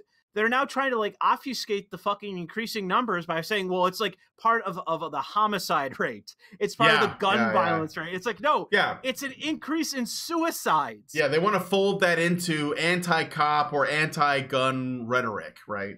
Well, here's why. And the thing is, it's not just the totalitarian attitude with them. It's like, it's because half the time they don't have any fucking answer. They don't have any answer to it. They have no answer to like. Well, they never looked into the men's issues thing, right? How do you keep a guy? How do you keep a guy from sticking a gun in his mouth and pulling the trigger? Well, you just ban guns. It's like, well, that isn't the fucking problem now, is it? Because what the fuck are you gonna do with a guy that's gonna hang himself? Ban belts, ban rope, like. It's just trying to obfuscate and glaze over the situation, which unfortunately in the West, I mean, it's a problem in the East for sure, but in the West, it's getting worse with their suicide rate going up. And it's like, well, you know, this whole issue with the new males and beta males and feminism, okay, that's been front and center for the last several decades. Guess what? Not only is that not helping, two, you know, this is the B side of it. You have no solution for your own problems. You have no solution for these problems. Yeah. The thing is with the left on that too is how can a person who has privilege get to the point where they kill themselves? So it must not be them. Like, they can't be depressed because they have privilege. It has to be something else. Like this narrative, I think it gets in the way of their ability to sort of, you know, could it be that men have problems?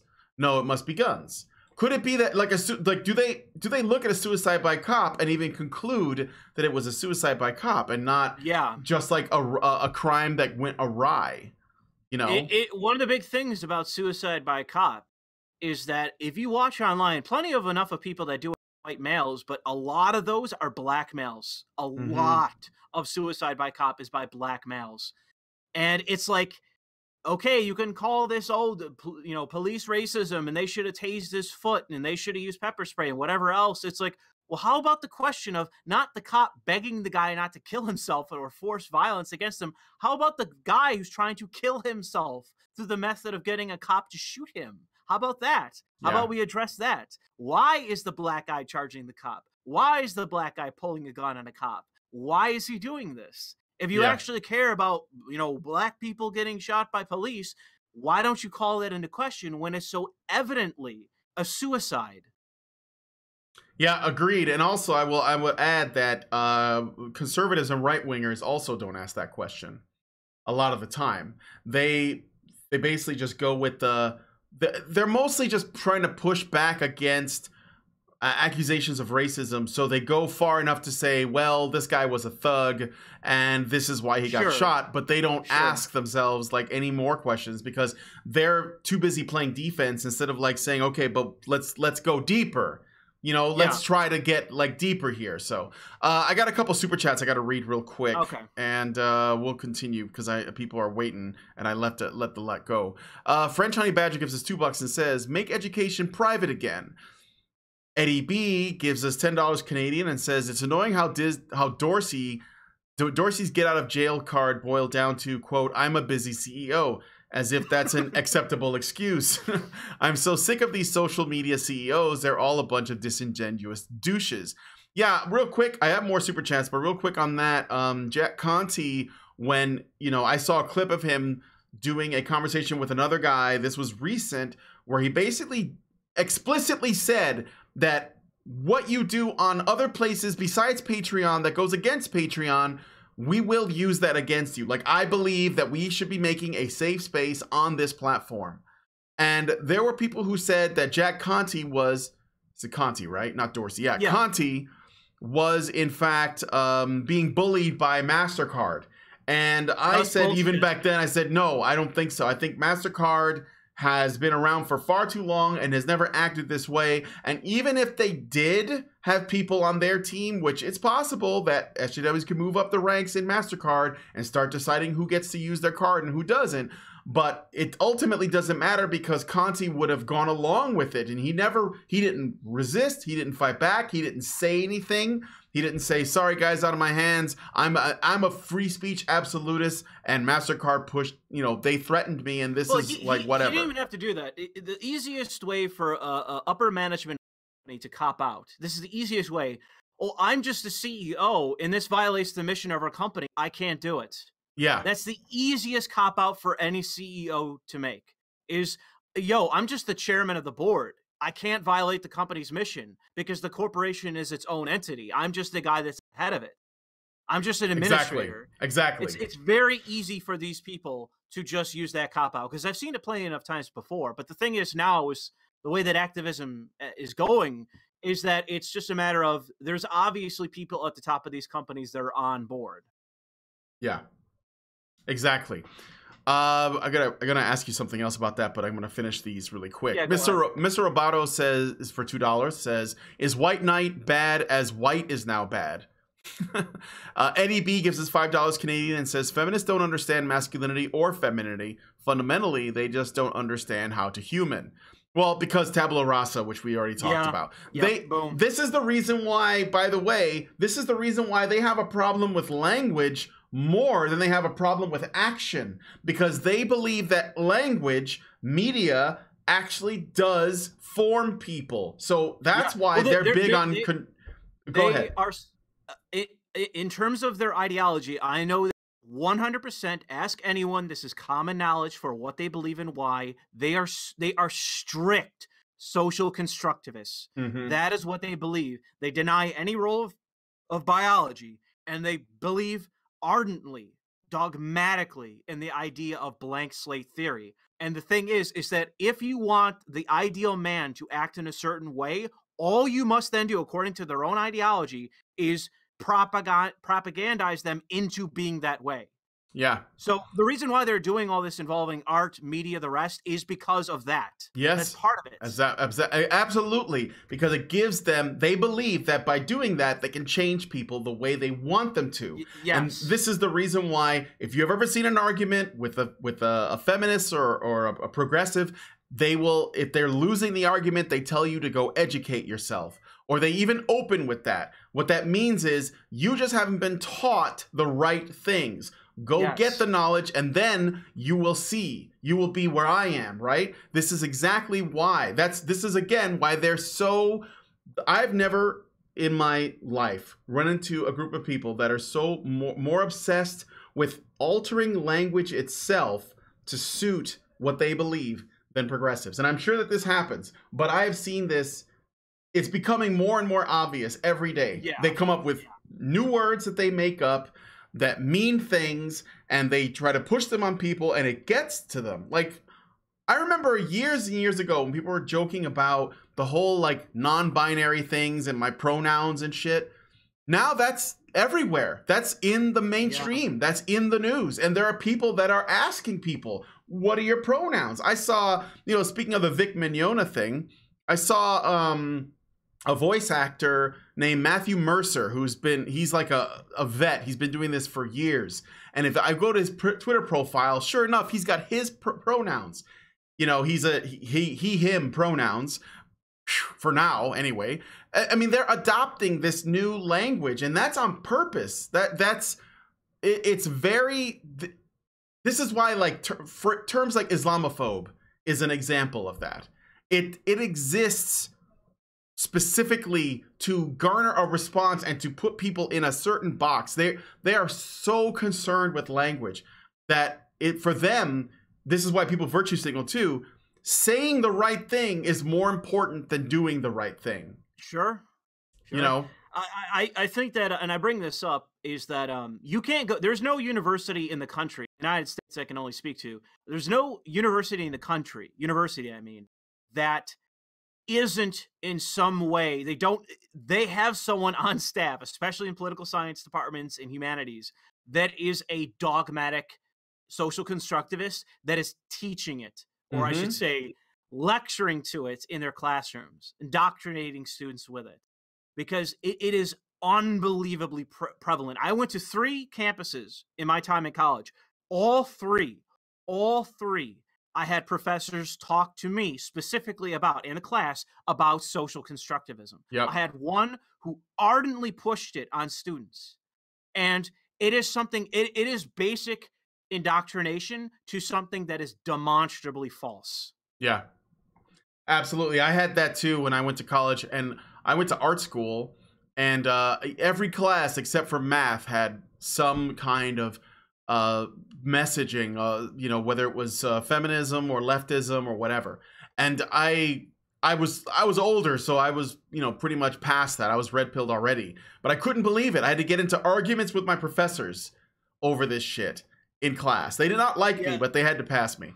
I had it unknowingly. I had that happen to me times. The worst case of it ever happened, and I guess this is a short story before you can get to it's okay. The actual super chats. I had a professor that was a philosophy professor who basically created the actual, he created the template of what was going to be taught in the philosophy course. And one of the things that he was going to talk about was Friedrich Nietzsche. And I had already read some of Nietzsche, and I was aware of his philosophy, his beliefs, and who he was, and his history to some degree. And out of nowhere in the class, he suddenly said to the rest of the class, even though this was part of the chair had actually dictated the terms of the class, so he had to teach this. He said that, oh, well, I'm not going to teach Friedrich Nietzsche. We're going to skip him because he was an anti-Semite. And I sat there in the class, and I was shocked. This was before, like, the red pill and all the rest of this shit. This was years ago. I was shocked that he was willing to do it. And the rest, no one else in the class said a word. Everyone in the class was ready to keep going and to skip all of Nietzschean philosophy. And I put my hand up and I said, Professor, what are you talking about? Like, he wasn't an anti-Semite. What did he say that he was anti-Semitic?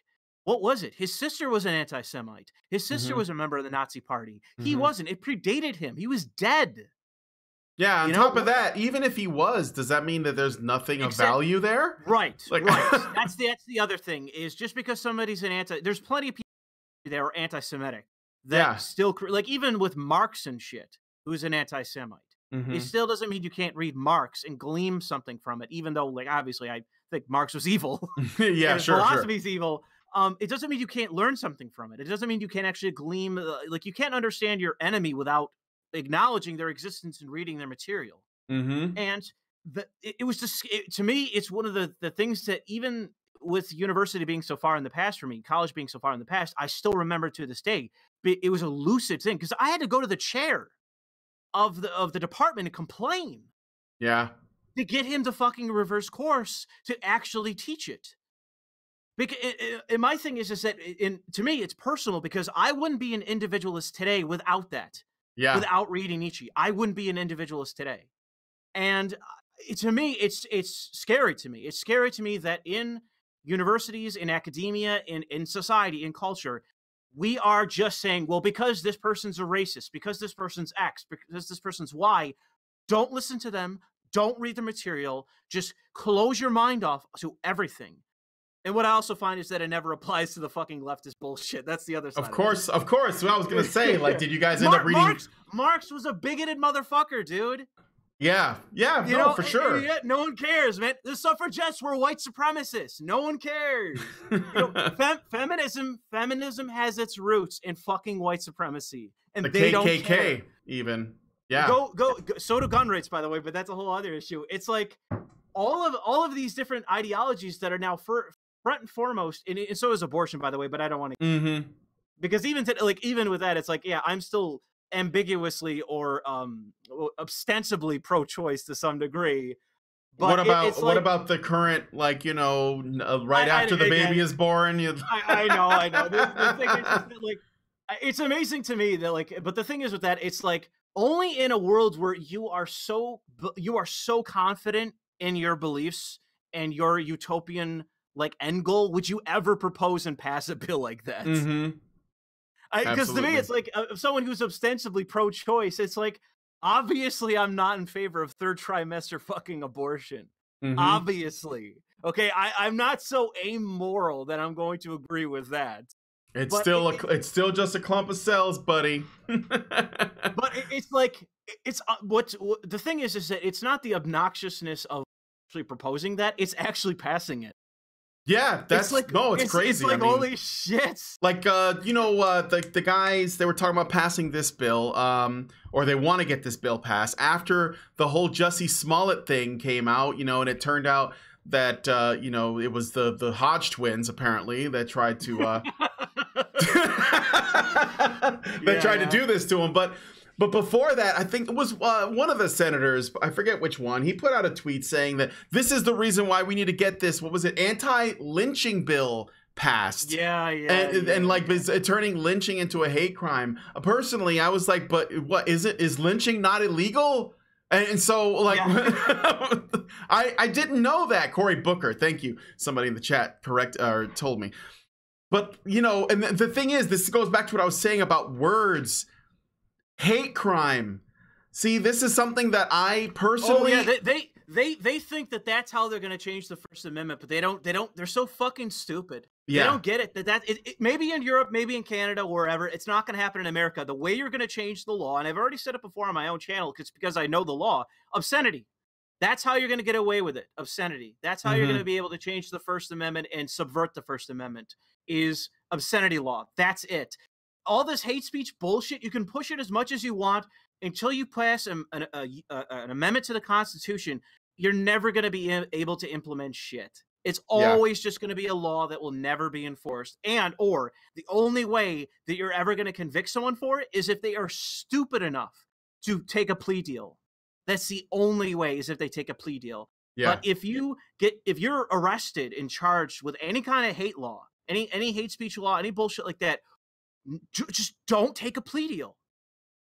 And you know what? The fact is, it's happened before. There goes that law. Yeah. What? How much of a free speech absolutist are you? I am pretty much at the end. There's nowadays there's people saying like, for example, we need to ban let's say some people get in a fight or somebody gets murdered on film. Let's ban that off of YouTube. Let's ban it off of Facebook. Well, the thing is that it's always a matter of with art. There's no fucking consistent standard. There never is. There never will be, because it's like, oh, okay, so there's a Bruder film. We should ban that, right? Films of men in Vietnam. We should ban that, right? Men in World War II. Films of that. We should ban that, right? No, it's because there's no standard. And so as it relates to my view, is anything goes. Yeah. The second, if you have to arrest the guy that took it because maybe they committed the crime or something else, but in terms of the actual art, it should be left. Because the fact is that any standard that anyone comes up with, they're never going to be consistent on it. They're never going to. Even within the federal laws that we have, the U.S. Code, as it relates to art, and even pornography, anything else in obscenity law, they're never consistent. There is no consistency. It's never equally enforced. And the fact is that we enforce laws as it relates to every other crime. If you commit a murder, you're charged. If you commit a robbery, you're charged. If you commit a theft, if you go through a stop sign, you're pulled over. It's equally enforced unless there's some nepotism or whatever else. It's not actually being enforced, but the law itself is actually equally enforced. The only question is to what degree. What is the degree of the murder? What's the degree of the assault or the battery? What's the degree then by which we have different actual laws that apply in terms of sentencing? But it's only in terms of art where there's no consistency at all. Yep. That's the only one. And it is because that with art,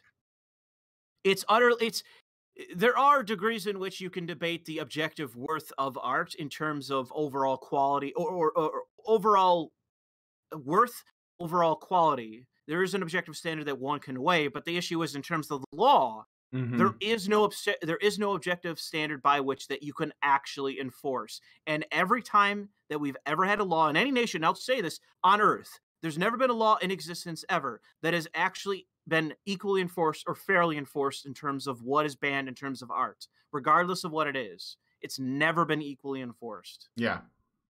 No, I agree And it with makes that. and because of that, it makes it inherently unjust. Yeah. Yeah, it's either all okay or none of it's okay. I'm like probably a free speech, like I'm all the way on the pro side. Like I don't even think that yelling fire in a crowded theater is an exception. I don't even think advocation of violence is an exception. In my opinion, Right. I think it comes down to if it's just action. It's just action. Yep, it's just action. That's basically, yep, that's where I'm at. It's just actions. The only question in terms of that philosophy that I can raise, and we'll move on from this, go back to super chats without talking too much, but is the real question is fighting words. To me, the whole issue of yelling fire in a crowded theater, that's already been dealt with in terms of the law. And now the standard is direct avocation of violence with immediacy to actually commit it. That's the new standard that's been set by the Supreme Court, at least in the United States. But philosophically, I understand it's a different question.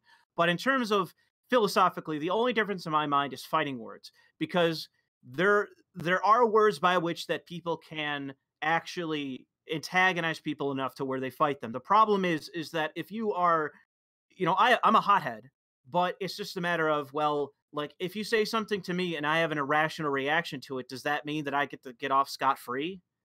But the thing is, too, is that the thing is, too, is that we all know that we know people that can be driven to violence through someone antagonizing them to it. Yeah. In which that's a malicious action on their part. That's an aggressive action on their part. We all can recognize the person who's trying to draw you into a fight is antagonizing you.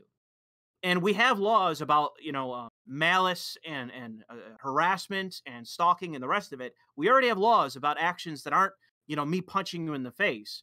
But the thing is that philosophically, what exactly can we do about that? Like, there already is a fighting word standard that went to the Supreme Court, and that's really shaky, if you ask me, in terms of the law and the precedents it's set. Yeah. But the thing is that as it relates to any kind of law, any kind of anything that's currently in place, it's very rarely on very steady ground. Yeah. Even philosophically, there's always, like, when people say, you should question everything, question all laws, question all authority. I think that is right, because sure, the harder you look at the law, even constitutionally in the United States, you realize how slippery it is. You realize that, like, and it's there's fragile. a lot of it that well, and the thing is, too, is about the law is that a lot of it is just based on, well, fuck, man, we got to have something. Yeah, sure. There's a lot of pragmatism. There's a lot of pragmatism in law. And my thing is that, as it relates to art, is that whenever you say there should be a law, it's like, to me, that's just a statement of ignorance. It's just a matter of, like, well, what the fuck's the standard going to be? Who the fuck is going to enforce it? And are they even capable of actually enforcing that? Yeah, and we get into that again with that murky waters of, like, how the left manipulates words, how progressives use words. Like, look at rape, for example. Until 2013, the act of rape was something that only a man could do to a woman. Yeah. And now, and even then, it had to be with his penis, right? Yeah. Now, they finally decided to, like, include other, but it's still just penetration. So that means it's still, even with issues like rape, where people think, no, man, rape is settled law. It's settled precedent. It's settled philosophy. It's like, no, you have no idea. You have no idea how shaky this is. Yeah. You have no idea how old world this all is, and the fact that, like, and I'm not trying to be too cavalier. Like, I firmly believe that the basis of every society on earth is law. But the thing is that, like, you have to understand that, like, the minute the law to most people seems unfair, that's the unraveling of a fucking nation, man. That's where the nation falls apart, is if people think that the laws are unjust and the police are they're just actors on behalf of this unfair enforcement. It's just, once you cross that line, you never go back. That makes revolution, like, inevitable. And the fact is that I'm anti-revolution. I'm an anti-revolutionary. I want the law to be as philosophically rigid and concrete and understandable and cohesive and understandable as possible. Yeah. Because I think that it's the basis of, it's the foundation of every society. And and that's the thing with the progressives, man. That's like, there is a real danger to their totalitarian actions. And what you're saying about their words, it really does matter, because Absolutely. they are pursuing the law like nobody else, and especially in Canada with what they're trying to do with all Bill outlawing C-16. words. Yeah. Right. It's, you are creating the basis by which that you can justify, rightly, I mean, justify philosophically a fucking revolution. Mm-hmm. And like I say, I'm the anti-revolutionary.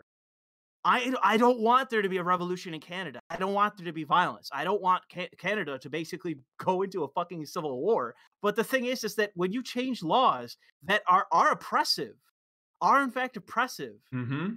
and are just used as weapons against your political enemies, all you're doing is justifying the basis by which, like, people wonder why, where'd the alt-right come from? Where'd the white advocates come from? Where'd the white nationalists come from? Where'd all these fucking people come from? It's like, yeah, Jared Taylor might have been around for a very long time. The only reason why anyone's listening to him now is because he's actually, to some degree, speaking to truth.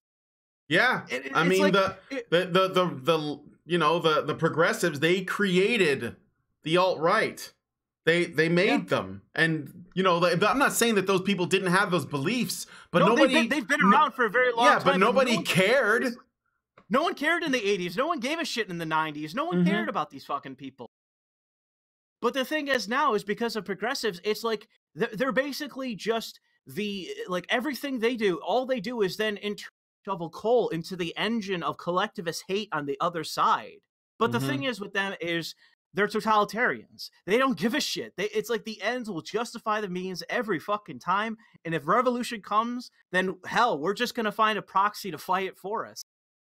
And like, people got to understand, like, you know, people think of games like BioShock and others and like dystopian worlds. It's like the only way that you have a scenario like that, or even in history, real life scenarios, like with communism, for example, when you have revolutions, it's coming from the standpoint of utopians. Mm-hmm.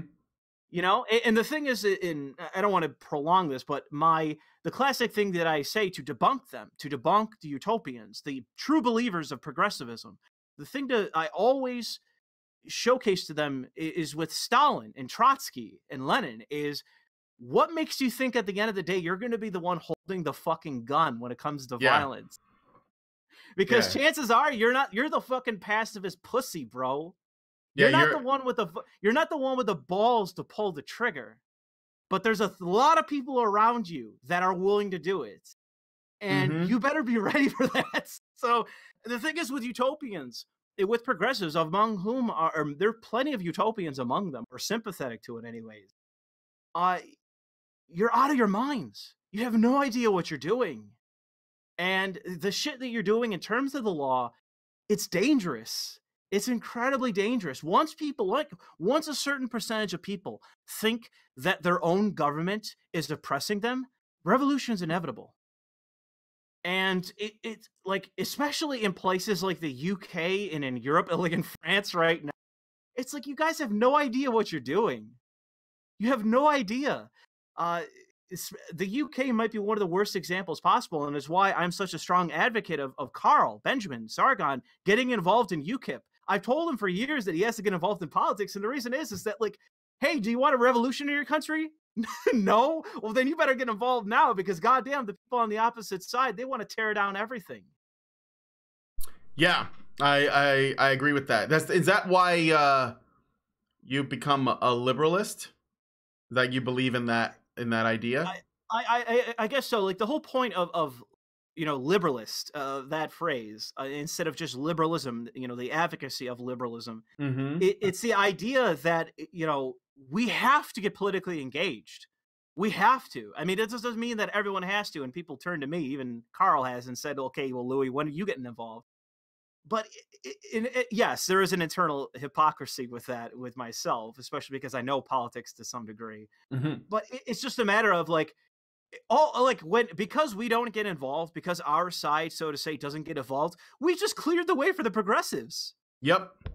because I gotta say that I don't mean to shit on conservatives in this, but I swear to God, with conservatives, man, I've been ready to do a video on it for a while now, of conservatives who just adopt all the positions of the far left. They just adopt all the positions, and it's just like, you're supposed to be the opposition. Like, half the shit, I don't even, like I said, like, I'm ostensibly pro-choice, but, like, you have conservatives that are just laying down now for this abortion law. It's like, you guys should be out on the streets ready to murder somebody for this. Yeah, I don't think that, I don't think right-wingers and conservatives are equipped to fight against. They're not equipped to fight the left. They don't know what to do. All they can do is play defense. All they know how to do is to basically say, this is why I'm not a racist. Or they use the same tactics. I think that's like a boomer conservative thing. Like, for example, I watched on Amazon, what's his name? Dinesh D'Souza made a video, or he makes documentaries, right? And I watched one and I was like, holy shit, this was the cringiest shit I've ever seen. All it is him basically saying, the other guys are the real racists. And I'm like, why are you playing this game? You should be like talking about the things that matter to regular people. It's not, if you're using the same tactics, you're not going to win, because all your voices are too small. You don't know what you're talking about. Not necessarily you don't understand the history, because I'm sure that Dinesh has done his homework, but you don't know how to make these arguments. And also, tactically, right, exactly. And I think that that's what it is. They're not equipped. And another thing is that many of them still hold on to ideas that I think we're way past that. You know, so like to some degree, yes. The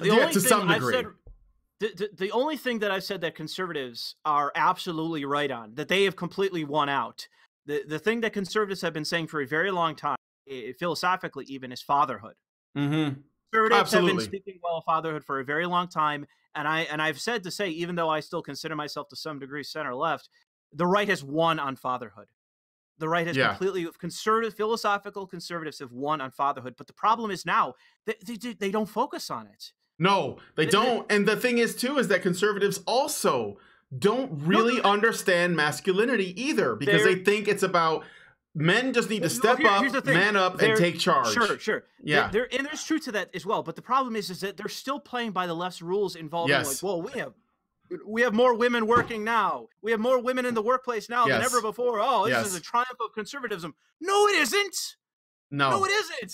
What the fuck are you talking about? You're just playing by the left's rules. It's like, my mother worked her entire life, spent no time with me because she had to have medical coverage because my father didn't have a good enough job to actually maintain that consistently. That's not a good thing if you're a philosophical conservative. That's not traditional conservatism. That's not a healthy household. Yeah. You know, it's like, why are you bragging about that? It's not a fucking good thing. You know, you should, here's the thing. I'm not even conservative, but I said this as someone who's like, speaks to class issues, because this is good for middle class and working classes. How about fighting for single income families where we have one breadwinner? Why don't we fight for that? Why are we celebrating the capitalist achievement of both parents have to fucking work? Well, congratulations. We've doubled the workplace. We've doubled the population for, what is it? The workforce. Workforce. We've doubled the population of the workforce. Yeah. That's not an achievement. No. That's not a good thing. And I'm saying that, like, I'm not even a conservative, and I can recognize from their own philosophy why that's terrible, why that's bad for society, why that's bad for families. You know, Tucker Carlson is one of the rare conservatives who is very aware of how bad this is for the average family. When the father's not around and the mother's not around, who the fuck is raising the child? Yeah, exactly. Well, the state is basically. Yeah. Well, that's the thing. That's the thing about it. All of it is that, like, the conservatives used to say, I mean this, that, like, the entire reason for the welfare state was a substitute for the father. And that's one of the main prevalent problems. And a lot of black conservatives will say this now. That's one of the prevalent problems with blacks in America. Is the state has basically replaced the father. And the thing is that so many conservatives now, they're basically just sitting there trying to, like, just win the vote, but they lose. Yeah. It's just, I really do think, like, I feel bad for conservatives in some ways, because they have been ground down by the left to such a degree. Mm-hmm. But the thing is that like with conservatives, it's like if unless you want to give the country to the Marxist left, you have to find your fucking balls, guys. Yeah. I mean it. Yeah. You got to find your balls and you got to stand up for what you believe in. If you believe that if a man should be the head of the household, find your balls, stand by it, and make an argument for it. Mm-hmm. And that to me is one of the biggest problems now, is that conservatives are just playing by the left's rules. And it's like, then there is no, like, I'm the only opposition then. I guess I gotta run for office, and I'm not even a conservative, and go make the conservative argument. Because so many Republicans and conservatives, I'm sorry, and I'm not trying to conflate the two, but I hope people understand the gist of what I'm saying here. Yeah. They're playing so much by Saul Alinsky's rules in terms of the losing side that they can never win. If they win, it's because, you get the Molotov of Trump. Trump isn't a fucking conservative. No, he's not. It's like, Trump is not a conservative. When I talk to conservatives, and they say, yeah, we know that Trump isn't a conservative. And it's like, God damn, this is where the right is? I think Trump is on the right, but I don't think he's a conservative, if that matters. Well, he's on the right to some degree. Economically speaking, I think he wants the government to leave him alone, right? He's on the right economically. Well, no, he economically, I'm not exactly sure what he is, because I've seen conservatives who are even more philosophically conservative inclined rip him to shreds on the tariff issue, especially. But I'm sitting here from the standpoint, I'm very much a foreign policy guy. Yeah. And I'm very much, like, people call me a boomer for it, but I'm right in line with Steve Bannon saying that China's a fucking threat. I agree with that. Mm-hmm. And if we got to go out there and hurt ourselves and have some tariffs in place to hurt them because it's hurting them a lot worse than it is us, God damn it, we're doing it. Because because above philosophy, I'm a nationalist. Mm-hmm. And people don't understand that we're going way off track here, but it's okay. Conservatives should understand that capitalism by itself is not going to win the country. Capitalism by itself is not going to save the United States. And I think that Tucker Carlson has now become very woke to that fact. Because he's out there, conservatives were like, yo, you're speaking against capitalism, you're speaking against markets, you're speaking against the globalism as it is now and globalization. Mm-hmm. But it's through the standpoint with Tucker Carlson as a conservative that he's watching the United States fall apart, our position in the world be diminished, and he's afraid for the future. And it's just a matter of, rubber meets the road of philosophy, idealism versus what's happening. Yeah. And I think part of that is because we haven't been looking at the state of, as fast as technology is moving, and the state of men and the importance of the male workforce and how it adds to our economy. And then, you have, how people are being educated and, our education system. All of these things are the problem. And we're just now catching it, but it's probably too late to sort of, I don't think it's too late, because I do think that the big issue of fatherhood could be settled. And you see the reaction with Peterson. And the thing is, Jordan Peterson, I'm not even, a big, I own his book and everything, so I respect the guy. But I'm not a rabid fan of his or anything like that. Mm-hmm. But the thing is that people are obviously reacting to him because there's a demand for what he's saying. It's not because Jordan Peterson's a fucking super genius. It's because people are waiting for someone like him to come along and speak to the issues that he is and are receptive to it. So I think that, as pessimistic as people can be in terms of culture, I think outside of media, there is room to be pessimistic, but I do think that in the long run, we can win. The people that don't want society to fall the fuck apart because we're all utopian lunatics. I think we can win this so long as we're willing to nut up and get out there and speak what we have to say and actually stand up for the principles, the ideals, and the philosophical beliefs and the morality of the Western world and of liberal societies and of individualistic societies. Stand up for these values and actually win, because we have the better ideas. Mm-hmm. But where I'm pessimistic, where I'm black-pilled, so to say, is media. Yeah, that's where I'm black-pilled. There is room for people to be wildly successful, like Diversity Comics and Ethan Van Sciver, wildly successful, and for indie developers to do very well. But the thing is that overall in Western media, and even in the East, we're seeing now as they're reacting, and doing things by progressive standards. Even people talk about like the Japanese firewall. That's bullshit.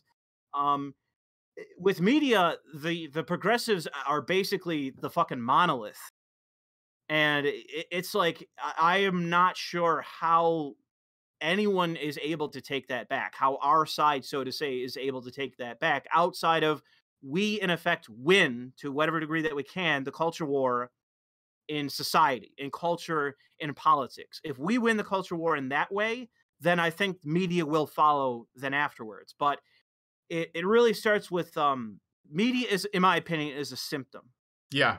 And I think that the ground that needs to be laid to us taking it back is, in effect, universities, education, and politics, where you're going to have Molotovs like Trump out there, but you need to have people that have more philosophical grounding than Trump. Mm-hmm. Because he doesn't seem to have much, and I don't mean to diminish him. I might wind up voting for him next time. He doesn't really seem to have too much philosophical grounding that he can actually speak to for what he believes and why. No, I think, he's just a guy, right? And actually, the fact that he won out and was like the best bet that people felt like they had sort of tells us a lot about, you know, people's like the what you were going to say, the, you know, the political philosophical strength of people that don't want to just drive this thing into the ground to get power. You know, Trump in effect was, and you saw this with the primaries, especially with the Republican primaries. Mm-hmm. Trump laid waste to everyone on stage, and it was because everyone, I think, sees, and I've been starting to say this more routinely because I think it's true, is that I think people feel, especially on the right, conservatives feel that there's a sickness in the United States, and none of the other Republicans on the stage could deal with it but Trump. Trump was the guy that was going to walk in and not, I mean, it's whether it's true or not is a matter of opinion, but Trump was the guy at the time that they thought was not going to bend to progressive bullshit and to what the sickness is in America. Yeah. And the problem is that I think that Trump isn't really the solution. He is just a guy that is not going to be the next Jeb Bush or whomever for the Republicans. But it is a matter of, I think that it is speaking to, he's a symptom of our sick society. And I do think that we're eventually going to have to come face to face with the fact that in the United States and in the Western world, people that are either conservative or like me that are actual philosophical liberals, we have irreconcilable differences with the progressives. And what do we do with that? Yeah. How do we go forward with the fact that we have people in society and people by the millions that are sympathetic to them that are utopian lunatics, that are totalitarians, that do not believe in the philosophical basis of our societies, whether it's Canada, the United States, UK, anywhere. They don't believe in the philosophical basis in our societies. Like I spoke to a journalist the other day, and I don't want to give his name because I like the guy, but he's a progressive. He was basically trying to make the case to me for having open borders. And it's like his idea was that like citizenship is a joke. And it's like, bro, the entire basis of our government is citizenship. Yeah, really. Without the philosophical basis of citizenship, what's the point of having a government? What's the point? And the thing is that like I don't think he's a bad guy, but it's like you've bought into this philosophy that is not the philosophical basis of this nation. And any nation that's had that philosophical basis has turned into either China or fucking Somalia. Yep. Like you have no way to go forward. And the problem is trying to get enough people to stand up to people that hold that worldview, but also trying to get these people that are on the edge of the utopian abyss of dogmatism, trying to get them to walk back from the goddamn edge. And I like the thing is that we basically have to have enough people involved in media, politics that are shit stirrers that are incendiary, or at least people are receptive to enough to where we can actually move this forward to say, listen, okay, we're living in a situation where conflict is inevitable. And it is because we have people in our society that philosophically do not believe in anything that any of the founders did, regardless of what nation we're in. philosophically, they don't believe in any of this shit. They don't believe in freedom of speech. They don't believe in property rights. They don't believe in citizenship. They don't believe in any of this. So, like, how do we go forward? And the problem is that most people, even that people that talk about these issues, and we talked about this a little bit in the pre-show and even in this conversation, they're unwilling to go to that point. They're unwilling to say, listen, we have irreconcilable differences. We are so radically different from one another that we are opposed. We are opposed to our end goal. And we can't move forward. It really is mutually exclusive interests. And the thing is that like my interests are already enshrined in law. It's just to the degree that, you know, they're actually enforced. These other people, they're utopians, and no one wants to say so. No, like, here's the thing, here's the scenario. When's the last fucking time you had a conservative or anything that might, you know, reflect my interests better or my beliefs better on a television show where they flat out say the person sitting next to me is someone that would overthrow our government, overthrow the philosophical basis for our society, and, you know, would have me against the wall if they had the power? Like, people listening to this might think that I'm being hyperbolic or what have you, but you literally do not understand the basis by which this person holds their beliefs. Everything you think they believe in equality and all the rest of it, it's not what they believe. It's not what their end goal is. They're not individualists. No. They're not liberals. They're not liberals. They're not philosophically liberals. They don't believe in philosophical liberalism. They reject all of it. Everything that they believe is opposed to what those believe. Like, in your mind, you think, oh, well, I don't believe in racism. Oh, I don't believe in seeing color. I don't believe in it. You know, I'm an egalitarian, the rest of it, like most normies are. They fundamentally reject all of that. But the problem is that most people that go on a stage, they just humor the conversation. Like, it's two sides to, like, this. It's like two sides of the same coin when it's not. Yeah. You know, this isn't the philosophical left who likes unions or whatever other bullshit, and the right who is against abortion and whatever else. Like, that is, like, this isn't the 1960s anymore. This isn't the 40s anymore. This isn't 100 years ago where we're having those kind of debates. You know, this is the philosophical basis of the 60s now put into effect. Well, postmodernism and intersectionality has become mainstream on the left to the degree where people are like, yeah, I don't know if we could actually, you know, nominate a white person for our representative for the presidency because they're white and no other reason. That's where we are. Where the other half of the country is to that level where they're sympathetic, or at least they acknowledge that as any kind of legitimate view.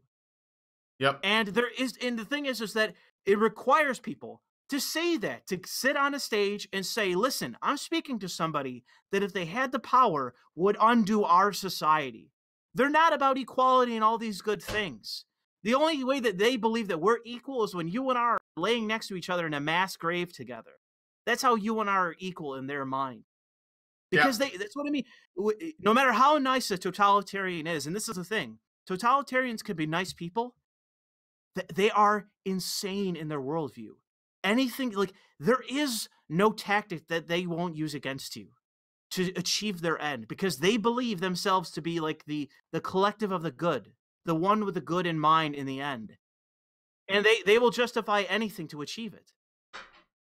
Yeah. And unfortunately, I just don't think that people are putting that in stark terms. I think that one of the reasons why so many people are... This is why we need to talk about it. We need more people to say that shit. I think the bigger... like, there are plenty of people that have the ability to say it, that have big platforms that could reach lots of people, and they either don't get it or they're too afraid to say it. It's because I don't think they want to say it. I think more and more... Like, with Tucker Carlson, it doesn't mean that he's the exception, but he is exceptional in this way. That he's speaking more and more in frank terms about where America's headed, where we are now, how fucked up things are. And the fact is that as a conservative, some of these things he doesn't even have a solution for.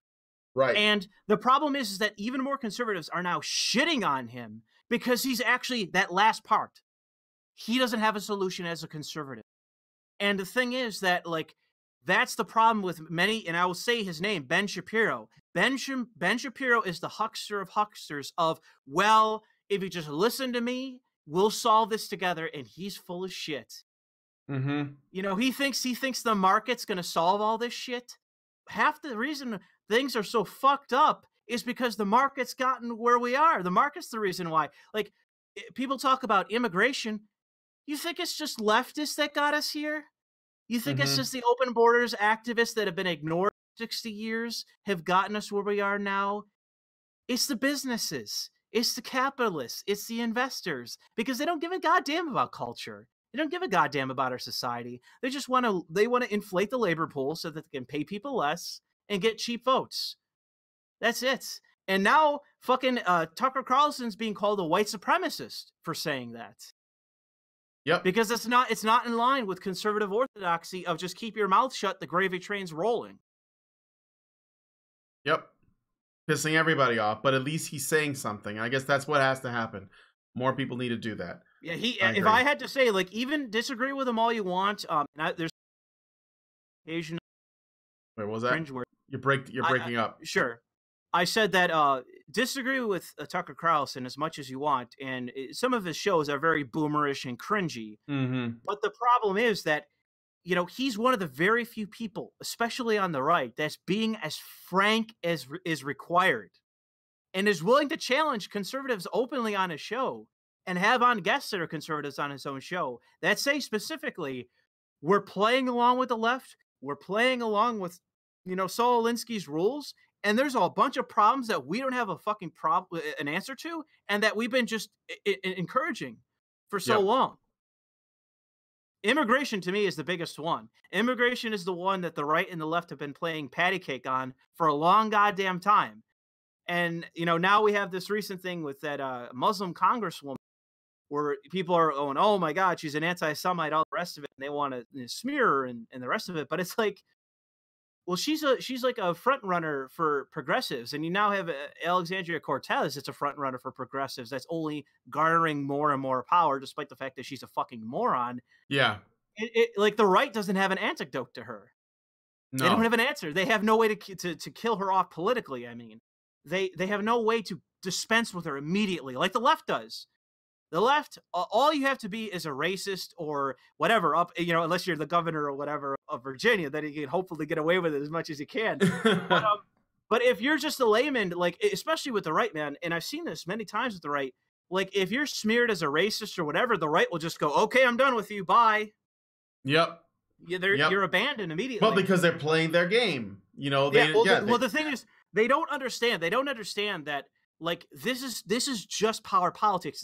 This is just Saul Alinsky. This is just Machiavelli. This is you not even realizing you're just playing along with the rules of your enemy. Mm-hmm. You don't get it. And every time if you play by their rules, you lose. Every time, because that's how the way the rules are set up. Like, you have to nut up. And the thing is, you can't go as far as to you can't be inarticulate. What's his name? He's a congressman from, I think, maybe it was New York City. Steve King. Uh-huh. He said he was trying to basically talk about Western civilization. He conflated it with whites.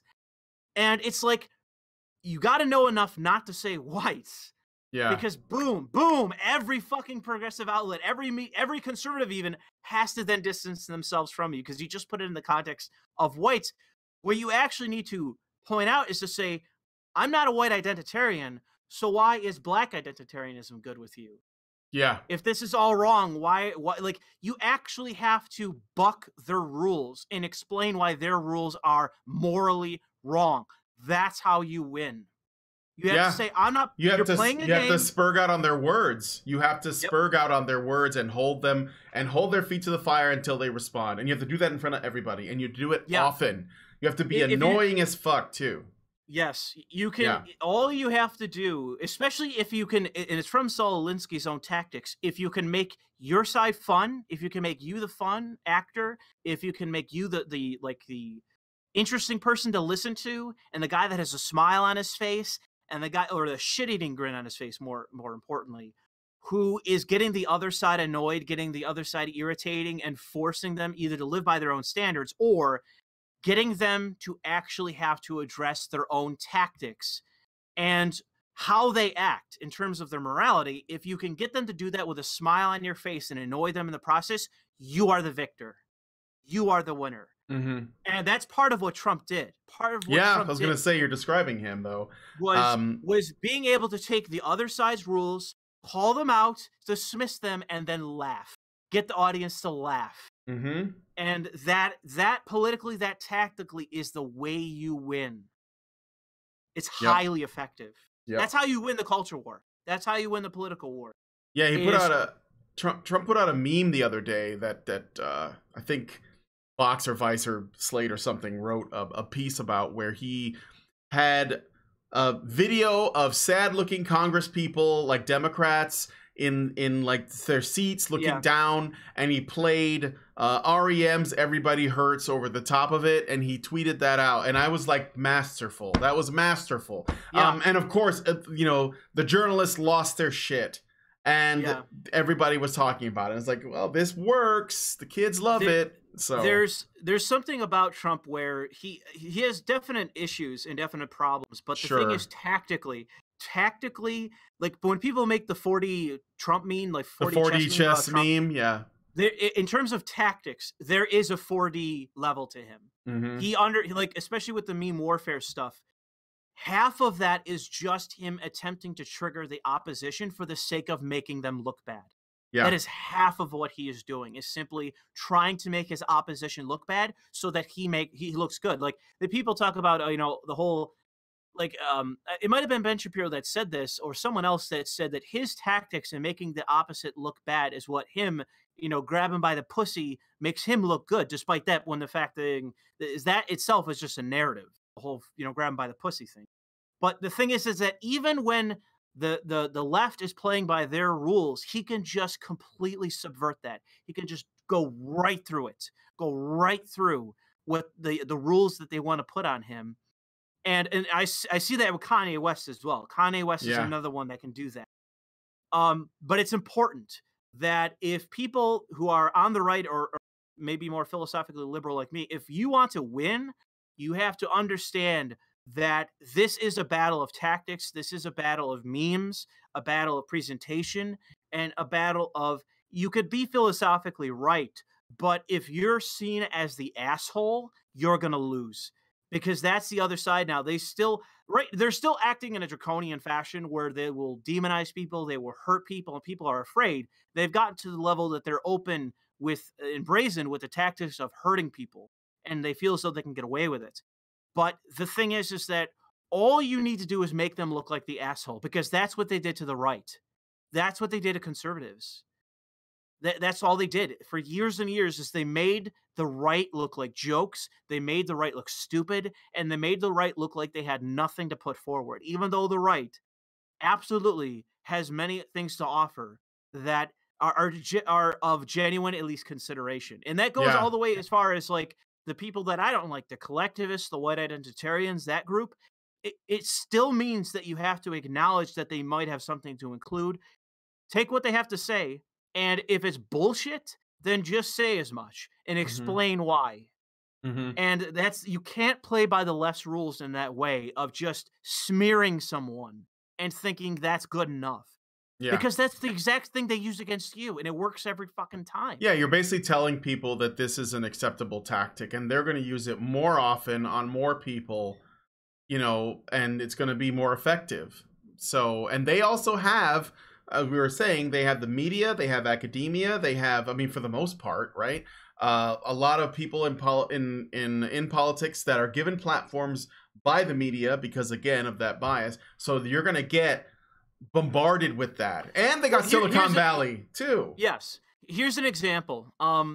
Every conservative knows that the funding of Planned Parenthood through the federal government is people, they make it about abortion, but what it's really about is about politics. It's about Planned Parenthood being an apparatus for the Democratic Party. and garnering votes and campaigning for Democrats. Mm-hmm. That's the entire basis for the funding of Planned Parenthood. The problem is, here's the question that I have for every Republican and every conservative listening to this. You could have defunded it a million fucking times. You never did. Why? You know that this is specifically against you. You know this is hurting you, even to the end of your own political power. Why don't you get rid of it? Why don't you stop the funding today? Right. You can't now because the Democrats control the House. But Mm-hmm. when you control both houses and the presidency multiple times over generations, why didn't you stop it? You know that this is hurting you. Why don't you stop it? Right. And that to me is the big difference, is conservatives have to find, and I'm sorry how this sounds, they have to find their fucking balls. Yes, they do. I agree. All right, super chats. I'm going to get back to that. Yeah, and then yeah, I think yeah. we'll wrap up because we've been going for like 2.5 hours. But I hope you've been having fun in the conversation and all. So let's see. Oh, Mr. Roboto gives us $5 and says, Weinstein, Ivanka Trump, both sub to feminism. Yes, of course. Most people do. Most people do. I'm sorry to say. Feminists like to claim people who are not MRAs are to undermine actual justice in the name of feminists. Wait. Feminists like to claim people who are not are to undermine. Yeah, sure. Well, let me just read the last super chat, and then I want to say a couple of other things. Mavis Hill, sorry, gives us $5 Australian and says, feminism, SJWs, left, it's not fighting misogyny, which is hatred of women. Men love women. Of course they do. But feminism is creating misogyny where none existed. Of course, because they're redefining words. It's like going back to what I was saying. Broaden the definition of rape to the point where getting on an elevator with another woman and asking her for coffee is rape. Or, if you're...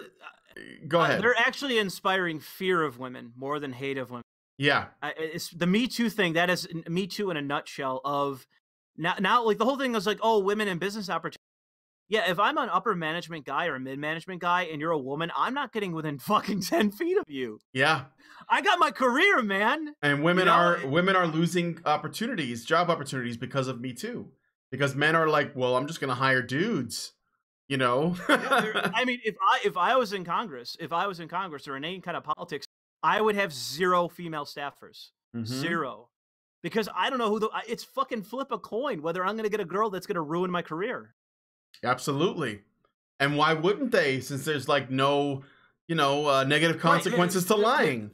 There's no consequences to lying. You're absolutely right. I think that's honestly, like, to make it a gendered issue for a second for the whole MRA thing. I think MRAs absolutely have a point to say that in terms of the law and in terms of just society, women have no consequences for fucking lying, or even in the case of filing a false police report. It's like a freak thing. It's like, hey, this woman got charged for filing a false police report against the guy. The guy's life is already destroyed. Okay, no matter what, his life's already destroyed. But she filed a report. Okay, flip a coin. Not even roll the dice whether she's going to get charged or not for something that is a crime. And they don't even, honestly, like, when it comes to that, guys don't have to get convicted. They don't have to be found guilty. No, they just need to be accused. Not. And like, once they're accused, the media goes into overdrive and they start saying this guy did this thing. Doesn't matter if they're found innocent or guilty. If it's a powerful man or a high status man or a public figure, more women can just decide to come forward and say that they also experienced something. And because it's a high number, people just assume that they must have done it because this many people, women specifically, couldn't possibly lie. And like, that guy is just ruined for forever, like for the rest of his life. He's not going to shake that off, So yeah, it's easy to do. And it's, again, I'm not attacking women for that. I think that we've essentially incentivized the behavior, Yes. The other thing is too, it's something that's been true about humanity forever, going back all the way to Greek tragedy. This has always been true, that as much as people like to see somebody rise, they also love to see people fall. Mm-hmm. They love to see people fall. And it's not even necessarily like this evil, malicious thing about humans. Like, there's something that people find addicting about watching a celebrity self-destruct or fall. They love it. People love it. And I don't know what it is, whether it's the beauty of tragedy or something about humanity. But even that, I don't think it's a gendered issue by itself either. I think both men and women love to see people fall. And that's the unfortunate. It's like the accelerant to watching somebody get their life destroyed is you have somebody that goes high up, but they are accused of something that everyone sees as and recognizes as evil. And as they start to go down, people love to watch them fall. So it just accelerates their decline. Yeah. Yeah. And the thing I wanted to say, so somebody, Miss Roboto mentioned in a super chat about how Weinstein and Ivanka Trump both subscribe to feminism. And we can broaden that to general sort of SJWism beliefs, right? Another thing that I always talk about is that when it comes out that a celebrity or a prominent figure or somebody that you may have, I wouldn't go so far as to say even idolize, but maybe you just had a lot of respect for the things that they have done, whether it's in entertainment or the arts or politics or whatever. And it turns out that they come out as feminists, or they have like these progressive values, even if they don't call themselves progressives, even if they don't ultimately think that they want to live in a world that is where progressives control everything. Okay. But they just come out and they basically say something like #BelieveAllWomen or whatever, right? Don't be surprised. This is par for the course. There is a reason why guys like James Woods stand out as the exception, because he is, right? It's people like him, Tim Allen. And the thing is or Mike Rowe, kind of like Mike Rowe is like, you know, he cares about men and jobs. Sure. Yeah. The thing is though, it's like in terms of beliefs, it's like when I look at people like Woods or Tim Allen or others, it's like I don't even necessarily agree with their beliefs or have to, but the thing I don't like, the thing I feel sorry about is like the obvious bullying that's going on, the obvious blackballing that's going on. Like it's so obvious. Oh it's yeah, so obvious. Like those guys come out, and then you like James Woods hasn't had work in how long? Right? It's obvious that that's what's happening, and he doesn't give a shit, and I have to respect that. Even this, what's the other guy that Rob Schneider?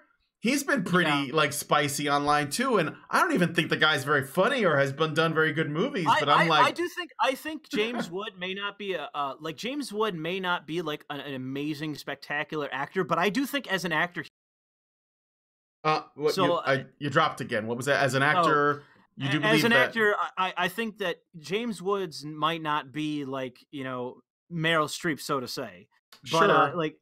I say that as a meme because I actually don't think Meryl Streep's that good of an actress. No.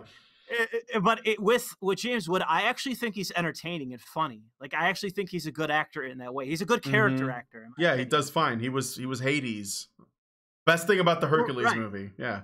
And one of my favorite movies, as Diamond Lester in Casino. He's one of my favorite characters. Oh yeah, he was in that. Yeah. He was fucking great as like this asshole character. So I do think that James Wood is an excellent character actor. He is good. I love character actors, and I've always liked James Woods and stuff. Even bad movies, you know, if I see that he's in it, I'm like, oh, this guy's gonna be fun, right? He's very quotable. He's very quotable.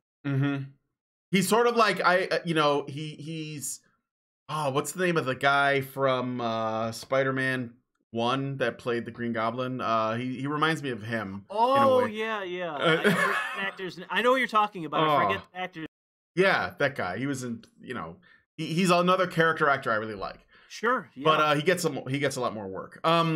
Yeah. Apparently James Woods is retired. But nonetheless, my point is the attitude that we're talking about in terms of like it runs on a spectrum to a degree. So I think that there are definitely the totalitarians that are the political pundits, that are the academics, that are the politicians, the people in the media and so on that want exactly what you're saying. You know, they want to control everything. They don't like the idea that there are people that might be out there thinking things that they don't think are okay, because ultimately it will, in their mind, lead to the very thing that they're going to do. They think everything is a power struggle, right? So they think that other people who are thinking freely want to put them in a shallow grave. So they got to like counter that. But then there are the normies, and the normies, a lot of them believe some of those things, which is how this progressive stuff gets in, because when they say sentimental statements like, I think the sexes should be equal and women historically have been oppressed, the average person goes, yeah, that's true, and I too want them to be equal. Or they'll say the same things about whatever group they choose, and they get into normies that way. The View is a good example of that, like these sort of like daytime housewife TV shows. Those women all believe those politics, and maybe to separate degrees. Late night shows. Yeah. Oh my God. Jesus. I mean, there's been a ton of comics recently, even like more normie ones that have been like, you know, progressivism is like ruining comedy, or has ruined comedy. And look what happened to, and I never even liked him as a comic, was a Louis C.K. Yep, Louis C.K. It killed him off. It destroyed his fucking career. It did. Owen Benjamin too, but when you say it destroyed his career, it's talking about the masturbation thing, or like when he came back to comedy and tried to make a joke at the expense of progressives? Well, it's both. It's a matter of he will always, unless he literally gets down on all fours and unless he prostrates himself to try to get back in the good graces of them. And there is no there is no consistency, like as though that always works, that you can get back in the clique. Yeah. But he has a choice of either be on the outside forever or to prostrate himself and hope to God he gets back in. Yeah. I think that he would be better served if he went to the basically try to build his own thing. But I wonder if because I think that he still believes a lot of the things that they believe. Sure. So it's more in line with him to try to get back in good graces with them, because it goes back to the thing we were talking about before. Right. With him making the jokes that are against progressives and the progressives reacting so badly, what they don't realize is that he's pushing them, or pushing him, like so many of us, away from them. Mm-hmm. Like I said, once upon a time, like I was close to considering myself a progressive. I was real close. I was a step away from considering myself to be a progressive. I watched TYT every day, et cetera, et cetera. But I realized in terms of like what they wanted, what they were pursuing, that I didn't recognize it as something that I wanted. And so that's the thing that kept me from going all the way. Mm-hmm. And I think what the good thing about someone like Louis C.K. is the continuous negative reactions to him showcase that there is no redemption for him. And so why would you bother in the first place? Why bother joining the clique if you're going to get fucking murdered? They don't have a redemption arc plan for anybody. Once you're in the out group, there's no way for you to come back. Sometimes the's been exceptions. I know for a fact there's been exceptions. Like who? I'm just curious. I don't remember offhand. But Okay. There have been people that have done wrong, that have prostrated themselves, that have been brought back in. Okay. If you gave me more time, which we're not going to do tonight, no, I could find you examples of what happened. And I'm sure people listening to this could say it in the chat or whatever, that there are examples of people that were basically exiled and then prostrated themselves and then were brought back in. They're not very common, but they do exist. Okay. All right. Well, I guess there is some kind of path, but it sounds extremely demeaning. Last super chat, because somebody just sent one. My favorite angry weeb, great guest, John Sislowski, for $2 Australian. Thank you, John. There was one other thing I wanted to. Oh yeah, there was one last thing I wanted to comment on before we get out of here. You mentioned before about the it was a guy who shot up those cops in New Orleans, and how the Young Turks in Baton Rouge. Yes, I'm sorry, it was in Louisiana. And it was there's evidence that shows that it was content like the Young Turks, like Jimmy Dore, that drove him to do that. And I think there's actually evidence that shows that while video games don't inspire people to rape women, objectify them, or create violence, the news media can actually do that. And I believe there's studies on that. But the other thing is, it was about not just a racial thing and not just an anti-cop thing, but there was a gender aspect to it. And the thing I wanted to touch on really briefly with that is that I think that the gender thing, one of the reasons why the discussion around making lynching a hate crime, for example, that it disturbs me because I don't think it needs to be a hate crime. I think that adding hate to a crime shouldn't make it worse. It's already a crime. Or the discussions around ideas such as hate speech or, you know, what they would call racist language. My problem with those kinds of talking points, those kinds of words, is that they distract from the real consistent theme that runs throughout, and they end up only focusing on, because of progressivism, because of the way that they create the hierarchy, you only focus on certain people as actually being victims of hate crime. So when you call something a hate crime, it's not going to apply across the board. So like, if a black guy calls a white guy a cracker, no one's going to say that that's hate speech. You know, even if he calls him all kinds of other foul things, but there's nothing that comes close to saying the word nigger. Okay, there's just not in the way that we think of language now.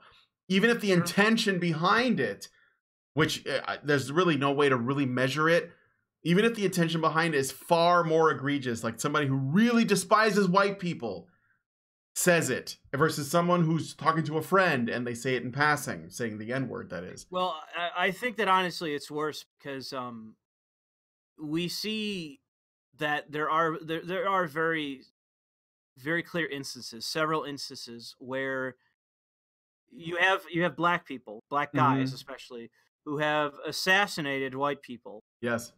For racial reasons. That was a major component of why. I mean, in some ways, it's like you have the people that shot cops. That race is also a component. Yeah. But the thing is that it's not that. It's the denial that was the motivation that I find to be one of the most dismaying things. Is it's rare for someone to even acknowledge that some of the reason why these people are being shot or being targeted is because of their race, because they are white.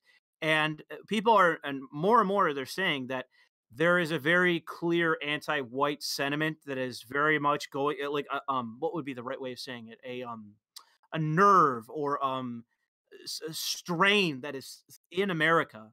It's a sickness, and it's very clear that it's present. And the thing is that, like, I'm not trying, like, I say that not because I want to talk about the issue. I don't like talking about race. And I think that honestly, I see race honestly as a meme. I like racial jokes. I like racial humor. Even now, one of my favorite comedians is um, um, Dave Chappelle. Yeah. And the reason is just because a lot of his humor is race-based, and it's mocking race. It's mocking racial differences. It's making light of it. And I like that humor. The thing is, though, is that with things the way that they're going, like, you have to then take it seriously. Like, you can't make it a meme anymore. It can't be a meme anymore because there are fucking anti-white bigots in America now that are radical and are violent. And it's like, it's so clear that it's like, when you make a joke, like when you make a joke at the expense of, like, I'm a new Black Panther, you know, for example, like a joke, and I'm going to set this up as I'm going to beat you up because you're white. It's no longer a joke because it might not be a Black Panther, but that's happening. That's actually happening in America. Like, it's not even a joke. Like, there are Black people that are so insane nowadays that they're running around assassinating non-white cops because they hate whites and they hate cops so much. Like, it's crazy. Yeah. It is and dismaying. It's not as much as I want that to be a joke, it isn't. You know what I mean? Yeah. Like, I long for the days of racial resentment is a meme. I long for the days where the idea of, like, the Ku Klux Klan and white advocacy and all that shit is just a meme of a bygone era. And where we're not back in the 60s. Where race is an issue now. You know, it's to me, it's one of the worst and most dismaying, one of the, like, soul-sucking things about the modern day is that race is relevant again. Yep. I can't stand it. Yeah. I can't stand it. I think we talk about it more. I bet we talked about it. We're talking about it more now than we did back then. Yes, and that's the craziest part. Yeah. Is that the way, and it's definitely not as scary as it was a little while ago. That was going on. It's not as scary then as it was, like, whatever that was, 2014, 2015. It's not as scary anymore. But goddamn, dude, we were approaching the level where it is in fact worse than the 60s. Yeah. And I've seen people say now, and I've seen Black people say this who are obviously not sympathetic with that side of the identitarian side. But I've seen people that lived through that say specifically it's worse now.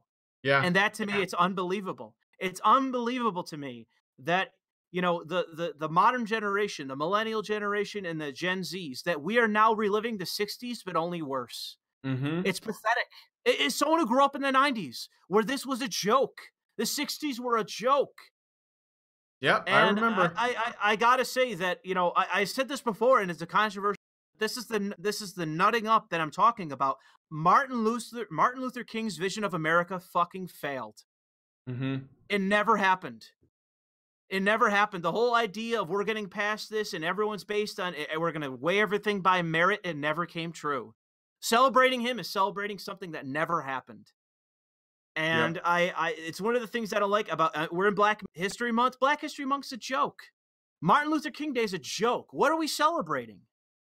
We're still in the 60s. It's all over again. The same shit's happening. We're having riots. We're having division. We're having cop assassinations. The same shit's occurring again. We got black identitarianism and collectivism running wild. We got white nationalists still around. What's the worst celebrating, man? Mm-hmm. So it's one of those real issues where, and this is the thing about me, is that if I ever lost my job, you're going to make me an actor. I'll go on television and I'll say it. I'll go on television and be the one guy with the balls to say it. Martin Luther King failed. His vision for America failed, and we're back in the 60s again. And some are saying that lived through that time. I can't say it because I didn't. People are saying that lived through it, that it's worse now. Yeah. And so we're confronted by that fact. And guess what? White guilt isn't solving this issue. White guilt feeling sorry. Oh, no. Affirmative action, discrimination, discriminatory hiring. Yep. It's not solving this issue. And the fact is that the only way that we're going to solve it is by utterly neutering racial identitarianism. That's the only way that we can get past this, and maybe identitarianism in general. But it's the fact that we need to confront that a lot of black people are identitarian. It's very mainstream in black culture, quote unquote. Oh no, that's been the case for a while. And Hispanics too. I'm a Sure. Puerto Rican, and we're my people are very identitarian. But basically, most non-white groups in America are identitarian with their own people. Absolutely. And Asians, which were and still are the model minority, they've been getting worse too. Now you see these Asian identitarian groups coming to the forefront. And it's like, and I know that with the white nationalist type, they're going to say, well, you should take on Jewish identitarianism. And sure, I'll do it. Put me on stage. Identitarianism is a cancer to America, and it is destroying our country. And this idea of the only identity that should be recognized, or the first identity that should be recognized, is being an American. That's the only way this shit's gonna work. Mm-hmm. So tribalism is a thing that's always gonna be there. So we just need to refocus it in an identity that we all can share, and being. And the thing is, there's consequences to nationalism. I've debated this even with Carl. But the thing is, I won him over because you only have two choices, and the only thing that's going to keep people together is a national identity. Mm-hmm. Especially when you don't have anything else in common. You don't have a religion in common. You don't have. I mean, with Christianity, even people say, "Oh no, we all believe the same." But it's like, no, I still know Protestants that separate themselves with Catholics, Catholics who separate themselves from Protestants. And so that, to me, and Mormons and the rest, it's kind of a meme in that way, that Christianity is, and Ben Shapiro believes this, that Christianity, as a Jew, Christianity is going to save America. It's like, okay, what is that going to happen? Because it ain't. It's to me, the only way forward is a national identity. And the thing this is the powerful thing about somebody like Kanye West, is you need to stand up as an individual. Yeah. And once you do, you break the model of racial collectivism.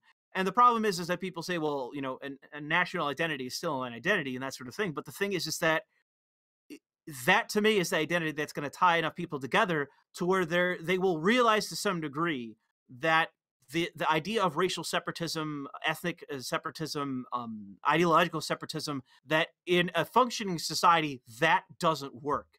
And Right. so the pragmatic understanding is going to be, well, I'm a Native American, change the laws for me. I'm black, change the laws for me. I'm a Jew, I'm anybody, change the laws for me. The reflexive answer to any American should be no. No, fuck Yeah. off with your enclave bullshit. Oh, your collectivist bullshit. Oh, I'm so special. Blah, blah, however you want to phrase it. The reflexive attitude should be, oh, you just want to divide yourself from the rest of us. Oh, you just want to be something special. You just want to have your own laws and your own rules and have everyone living by a different standard than you because you're special. Once enough people in America recognize that the whole race thing and the rest of it is bullshit, and they find more unity and nationality and of being an American or whatever they happen to be. That's how we solve this. Identitarianism in that way of racial and the rest, that's what needs to go. Yep. All right. I agree with all of that. I got one more super chat that I just got, and then I guess we'll wrap it up. So Egregious Charles gives us $5 and says the Democrats managed to kill MLK's vision in the end. Yeah, identity politics is a big problem. I would say that, not to sound like a meme, but both sides did participate to some degree in that. But I would say those that are profiting from it the most are clearly the modern Democratic Party. Yeah. They are banking off of that. And it's just, and I'll tell you why real quick before we go, is that 96% of black women vote for Democrats. Yep. And so when they got that Stacey fat woman out there talking and they got all the other black pandering that exists, it is to maintain that 96% demographic vote. It is purely cynical. No, that makes perfect sense to me. All right. Well, did you have fun? This is my last question. I'm going to borrow a little bit from Jesse Lee Peterson. That's amazing. Sure. I always enjoy talking. Well, thanks for coming on the Fireside Chat. There's a lot of other stuff that I would have talked about, but we went way over time. That's fine by me. No big deal. So thanks for coming on, guys. And thank you for coming on.